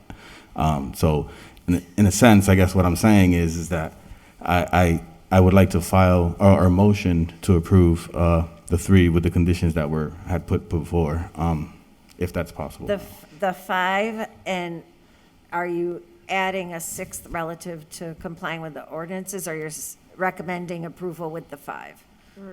The standard 5? Standard The 5. standard 5, yes. Okay. Second that. So we have a motion and a second. Counselor Givner, did you wish to have something under discussion? Thank you, Under Councilor. discussion, Thank you, but I think I've stated, I think everybody understands where I'm coming from. So it's good, we're And- going to get confusion between McGivern and Givner. Well, I asked Coco about that didn't at the first fracture her meeting. I name this said, time. where did Givner come from? Counselor Givner, did you wish to be recognized? You would. Yes. Thank you, Madam Chair. I was just a little confused. I was under the impression that we wanted the special permits to have the wording that highlights that they must abide by Mass General Law and the CCC guidelines. You can make an amendment. And you can offer that as an amendment if you like. Okay, And Are you doing- Are you? yes. I'll I'd like to offer that as an amendment. I'll So second. that would be condition number 6. Okay. And that has been seconded. Any further discussion? All in favor? Aye. Counselor Jordan, are you looking for discussion or voting? No, I'm in favor of Counselor Givner's amendment. Okay. What I wanted to bring up another item in terms of. Oh, okay, can we close out this amendment? So, Sure. all in favor of the amendment? Aye. Any opposed? Can we repeat the amendment, just to make sure? I just want to make sure we get I want to write it down and make sure Jeff has it too. That any special permits know that they have to abide by Mass General Law and the CCC guidelines, which should be by default. Right, but However- That would be the still. 6th condition added on to the other Still. 5 that are in, should be So already. this would become condition 6.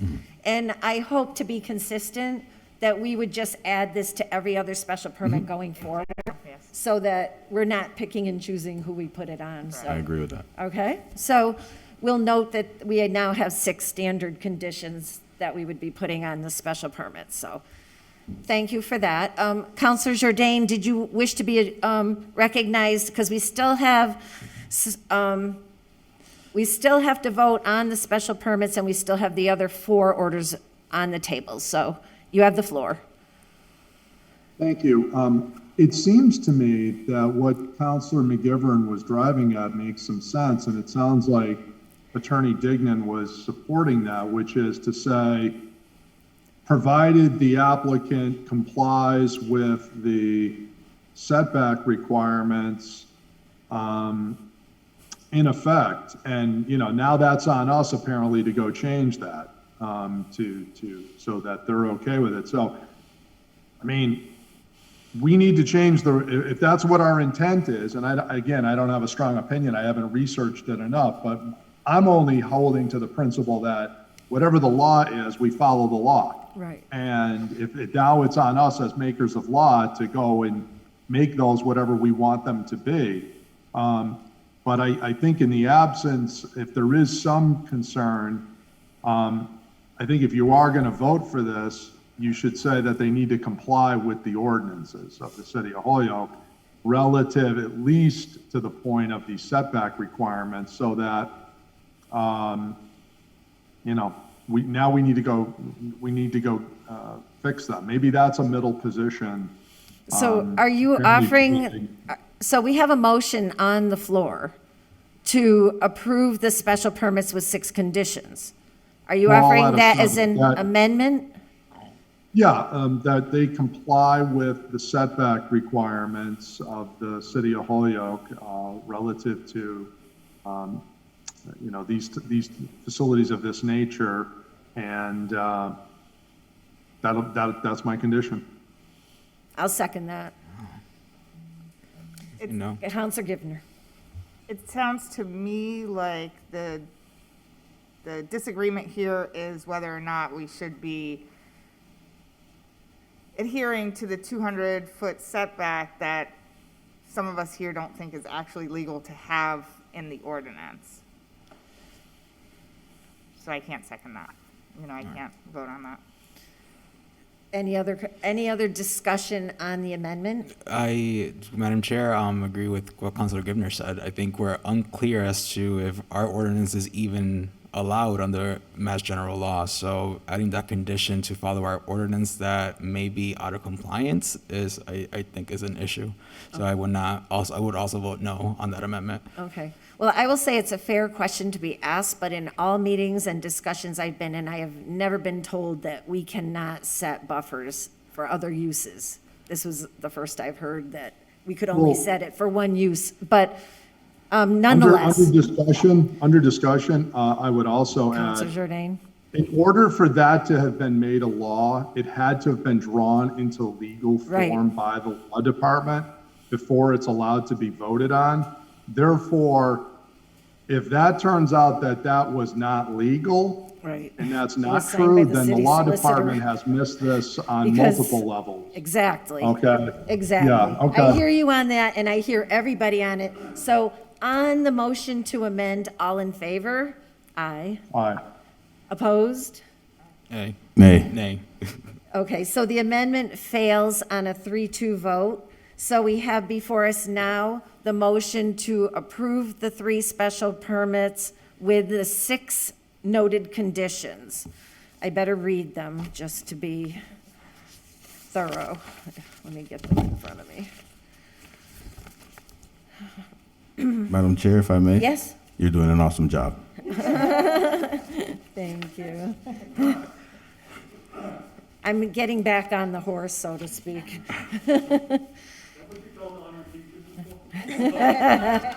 I sat in the back of the class. Well, you get more with honey than vinegar, right? All right, hang on, I'm just looking for my listing. I had it earlier.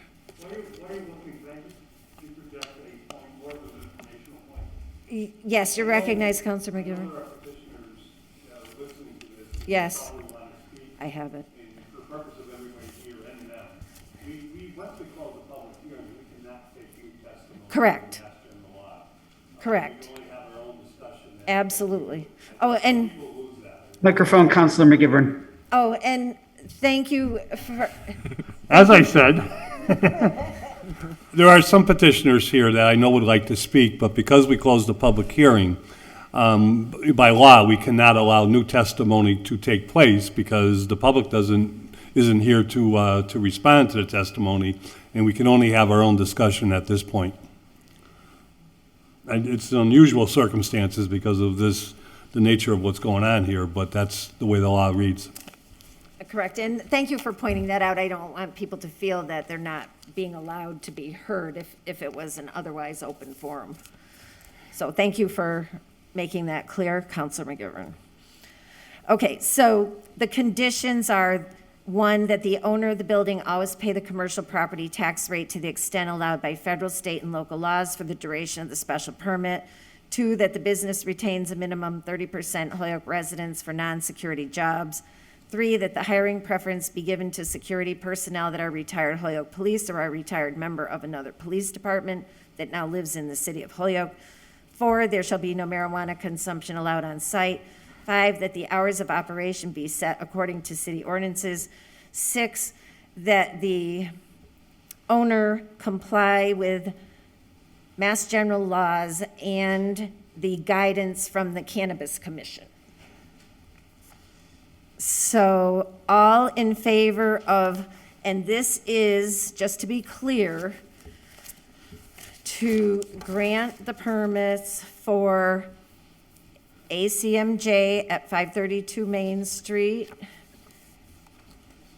2 separate applications, and H&H Realty 40 to 48 Main Street. That's what you are voting on, all 3 of those special permits. And Can I Live? I'm sorry? And Can I Live as well? Or no? There's the, Wasn't that the same, hang on. Isn't that at 532 Main? so there is 532 Main, but they are 2 different. Right, Yeah. 2 different applications, but at the same address. Okay, gotcha. 532. Yeah, okay. I believe that's the way I yes. said it. No. No, it's all right. Lots of numbers. Just to be clear what we're voting on. Okay, so all in favor? Aye. Aye. All opposed? No. No, So I also, this passes on a 3-2 vote to be recommended to the city council at our next meeting. So they will be recommended for approval with a minority report at our next meeting. Thank you all. and Now we Madam have, Chair, yes, Counselor Jordan.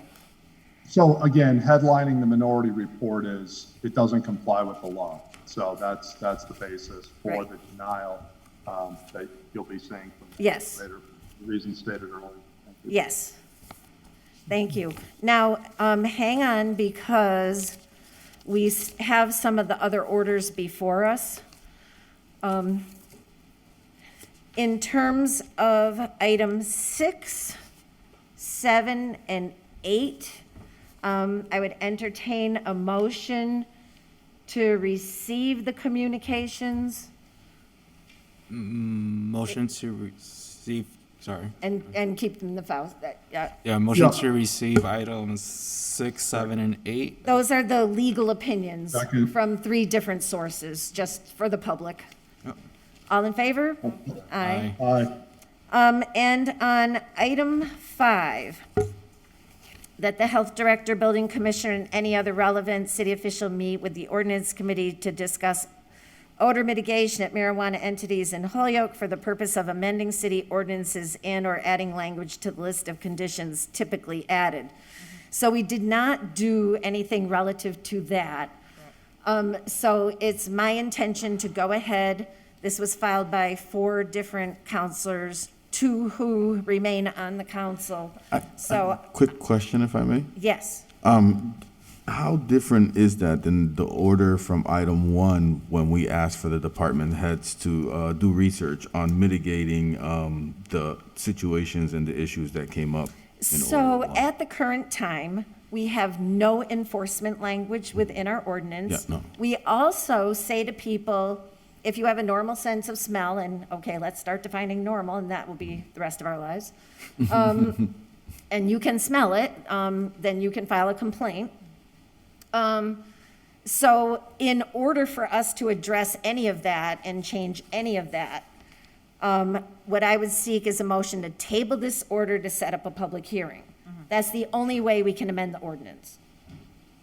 Okay? So motion to table item 5 Second. And set up a public hearing. and set up a public hearing. Yeah, I'll second that. All right. All in favor? Aye. Aye. Okay. Now, we were on to item 9, unless anybody sees anything I missed prior to 9. I think we're good to go. You on point.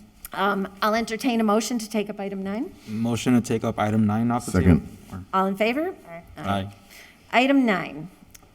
This was referred back to committee because we didn't have legal form at the time, I believe, or there needed to be a correction made.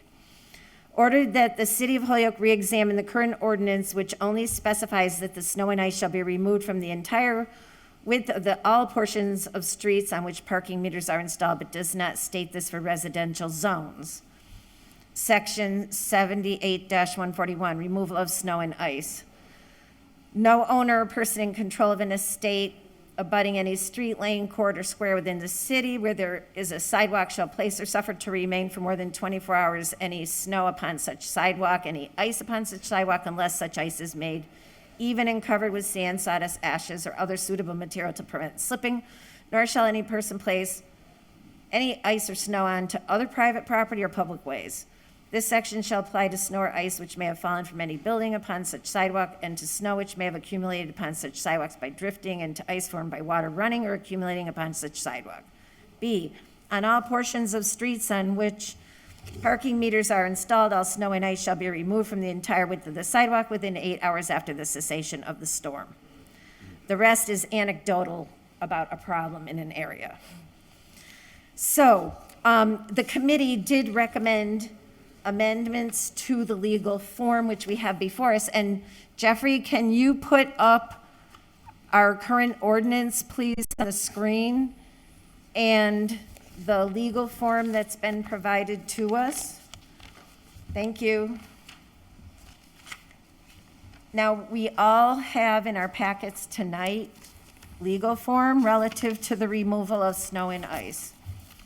It has been brought to my attention, it's a 4-page This one? thing clipped together. Item 9? Yep, item 9. Okay, so the updated draft is the last 2 pages.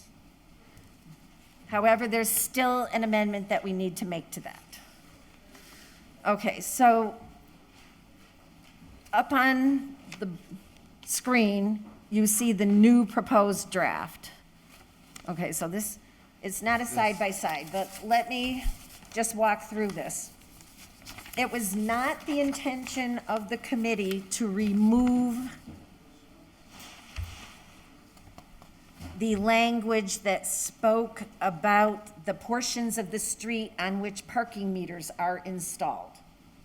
But in the draft that you have before us, it was striking the section B and replacing it with the new section B. So instead of striking section B, we are adding to section B. That's on the second 2 sheets, Right. So where it says striking, it needs to be add to. So if you look down where Jeffrey is scrolling down on the screen, he's kind of just moving his cursor there so you can see it. So it wasn't our intention to eliminate that. Okay, so tonight, as we are making our recommendation to the city council, we need to make the recommendation that we adopt this legal form amended to retain B And add. with the language of the meters. So when we walk into the chambers Tuesday night, we need to look to be sure that it says what we're looking at now. And I didn't get to say this while Councilor McGivern was still in the room, but I've already had discussions with Jeffrey that we are going to be looking at ordinances side by side with redlined when we are talking about them here. Okay. And I will also say that it is my intention that all the work of this committee is going to be done in the public eye. I am not a fan of work groups in the back room. We're a public committee, we're elected by the public. Whatever we say is their business. Okay, so this is pretty straightforward, I think. It was just an unintentional delete, and it makes it so that, you know, you don't just put a little path. So is this referring, sorry, Madam Chair. Oh, go ahead, Councilor Givner. Is this language referring to the owners who live in, who own buildings on city streets where there are parking meters? So it's And not- any other So owner, it's not but the city's responsibility to remove snow from certain areas, it's all the building owners? Okay. well, there are certain city-owned properties that the Yeah, city absolutely. is responsible for, and I've actually filed an order that the city needs to comply with the ordinances that we're gonna fine the residents for That's what I not was doing. Just saying. Okay. You know, Thank you. so yes, I mean, it was just the intention to put the timeline at 24 hours and that it really be cleared. That was really it. And then it unintentionally lost that other part. So, you know, it's going to be, really, it's hopefully up to all of us to make sure that when we're looking at language, it says what we mean and it means what we said. Because when there's a lot of moving parts and a lot of debate, it can get confusing. For sure. And in fairness to everybody who's been involved with all of these, a lot of people came in late to the game and were trying to figure things out that had been going on for quite a while. So my goal with Jeffrey and this committee is to get the information out soon enough. Everybody has time to look at it and think about it and get things to the council. To Councilor McGivern's point, it really is not fair if you only have 2 hours to look at something before you're expected to vote on it. So is everybody good with this and clear on the amendment that's needed? Okay, then I'd like to entertain a motion that we recommend to the council for adoption of the legal form of this order, striking and changing it to add to section B. All snow and ice shall be removed from the entire width of the sidewalk within 24 hours. And then the other added section that was always present. Right. Okay? So moved. Is there a second? All in favor? Aye. Aye. Okay. Now I'll entertain a motion on item 10. Motion to take up item 10? Second. All in favor? Aye. Item 10, filed by Counselor Anderson Burgos, ordered that the language in the Holyoke Municipal Code, Section 14-5, be removed from the code. The language of this code reads, "A dog may be off restraint if under adequate voice control of a person and that person has a leash in their possession. A dog which does not respond to commands of the person in control of such animal is not under restraint." This language, especially if under adequate voice control, is overly subjective and does nothing to protect another person or animal from injury should a dog owner not maintain control of their dog. So we have legal form before us, and Jeffrey, if you can put that one up.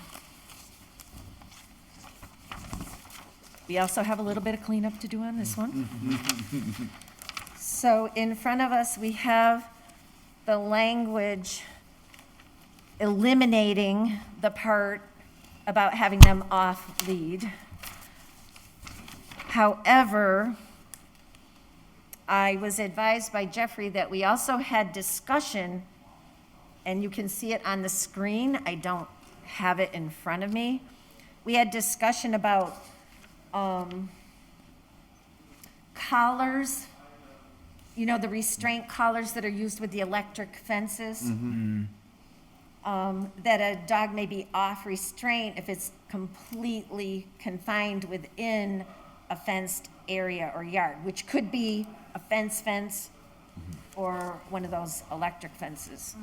Also, we're just adding that language. Yes, we would be adding that, because certainly if your dog is in your own fenced yard, you shouldn't have to have it on a leash, right? Right.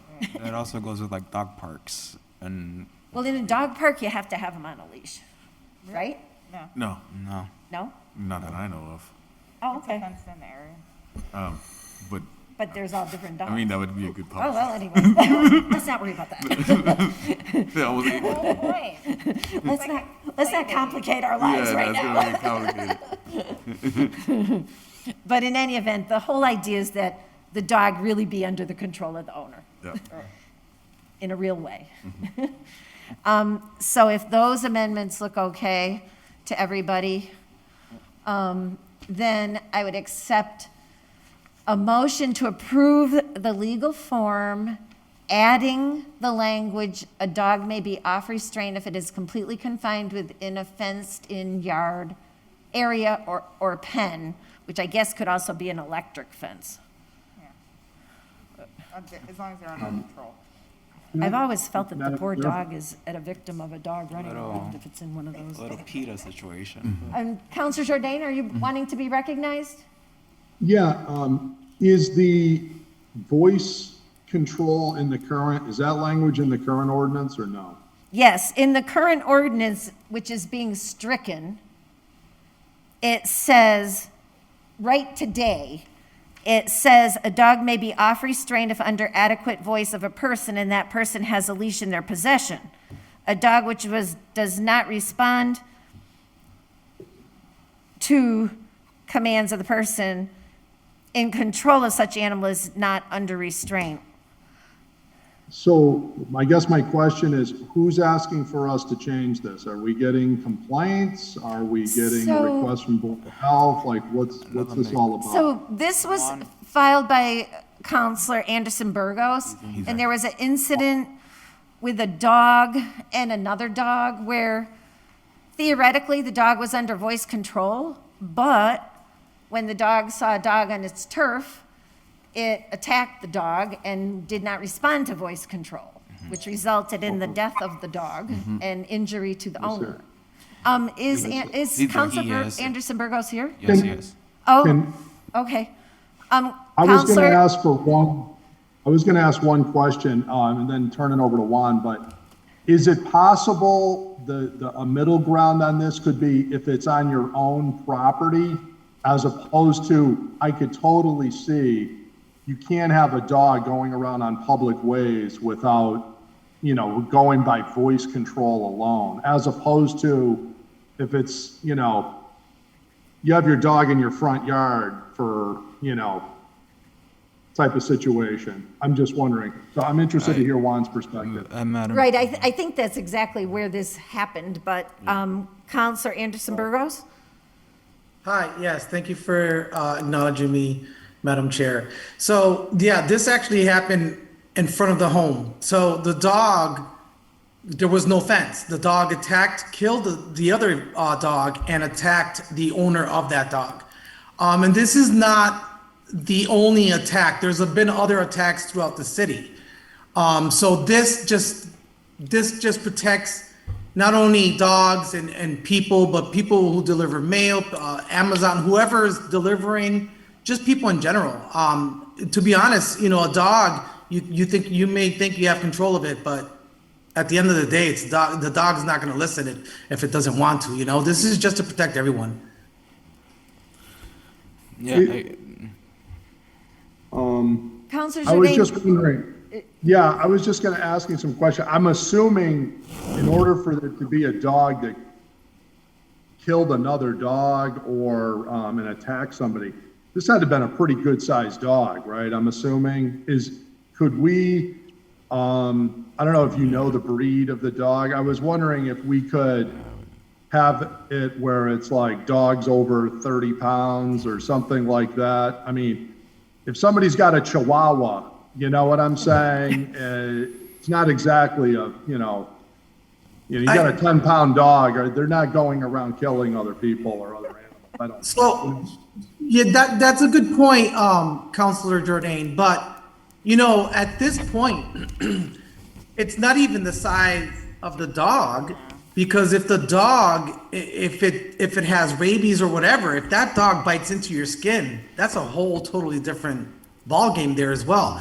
Dogs do have bacteria in their mouths. Once they break through your skin, that's contact right there. That's just, I'm just trying to do away with it all and just protect everyone. I've seen little Chihuahuas, trust me, that bite at your ankles, and they're pretty rough little guys, man. I'm just trying to protect everyone, that's all. No, it's good. I'm really glad you're raising it. It's a really good suggestion that you're making. Thank you. But I will say the rabies, I mean, we already have a law. You're supposed to have a rabies certificate on there. They're supposed to. Right. I'm just wondering if I'm also trying to create it where it's reasonable. If somebody's got a little dog and it's no threat and they're playing with them in the front yard off the leash, and it's a 10-pound dog, is that what we're really looking? Or like you're correctly pointing out, if somebody's got a pit bull and they could attack somebody or something, that I think it's a good ordinance change that you're proposing, so. But also keep in mind, with little dogs are little people too. Right. I was gonna say that. The children, I was a gonna say Chihuahua and a baby. I mean, Yeah, the baby's gonna lose. Again, this is, I love dogs. I love people too, and I just want to protect as much as I can. Madam Chair. Chair. Oh, go ahead. Counselor Given? As the owner of 2 little dogs, I would like to chime in and say Tiny but tough. they're tiny but tough, and they are really fast. So I think, to your point, they can dart off if they see another dog. I live in a pretty populated area between Dwight and Hamden Streets, and the concern beyond dogs attacking other dogs or attacking other humans is also them chasing something and ending up running out into the street. So in that respect, it's also just a safety measure to keep dogs under control, because I've also seen some Chihuahuas walking themselves, and then they want to hang out with my dogs, but my dogs are on the leash, and I don't know what those dogs are doing or where they've been. Right. So I just think it's a good idea. There's no reason why we shouldn't just keep our dogs on leashes, unless, like Councilor Jordan said, if it's in your yard and it's under control, I don't think anybody's paying attention. But if you're walking around through neighborhoods or, going anywhere, your dog should be leashed. If I may. Councilor Rivera. So I am no longer a little dog owner, but I was. And when I was, my fear, it happened a couple times walking my dog, one down Northampton Street. I walked on an alley and there was two big dogs and they came out and they chased my dog. Luckily I had him on a leash and I yanked them up and I was able to catch them at the same time, but they were trying to eat them. And one time I think at Community Field, I left my dog off the leash, and every dog is off the leash. And I didn't realize that they thought my dog was like a ping pong because it was a little white dog. So they're all chasing him, trying to chew his head off. So like, I thank you for this, Mr. and Mr. Anderson Burgos, because this actually saves lives for a lot of the puppies. And then to Mr. Jourdain's point, I agree with it being like, I don't know, like on your grass and stuff. But like, I have a 2-year-old and the little dogs like little babies. They feel like they can actually overpower something. But yeah, I think I would be voting for this too. Mm-hmm. Yeah. So that's what we have, and just the added language of certainly in your yard with a fence, we wouldn't be saying they had to be on a leash in the fence, right? So I think we already have the motion and the second, right, to approve it as amended. I don't hear any other further amendments, do I? All in favor as the motion has been made and amended? Aye. Aye? Any opposed? No. So that's okay, 5-0 as amended. And that brings us to the end of our first meeting. Motion to Thank you all adjourn. very much. It was a We have a pleasure. motion to adjourn. Great job, everyone. Second. Second. All in favor? Aye. Thank you very much. Thank you guys. Bye. Two crying babies. Thank you.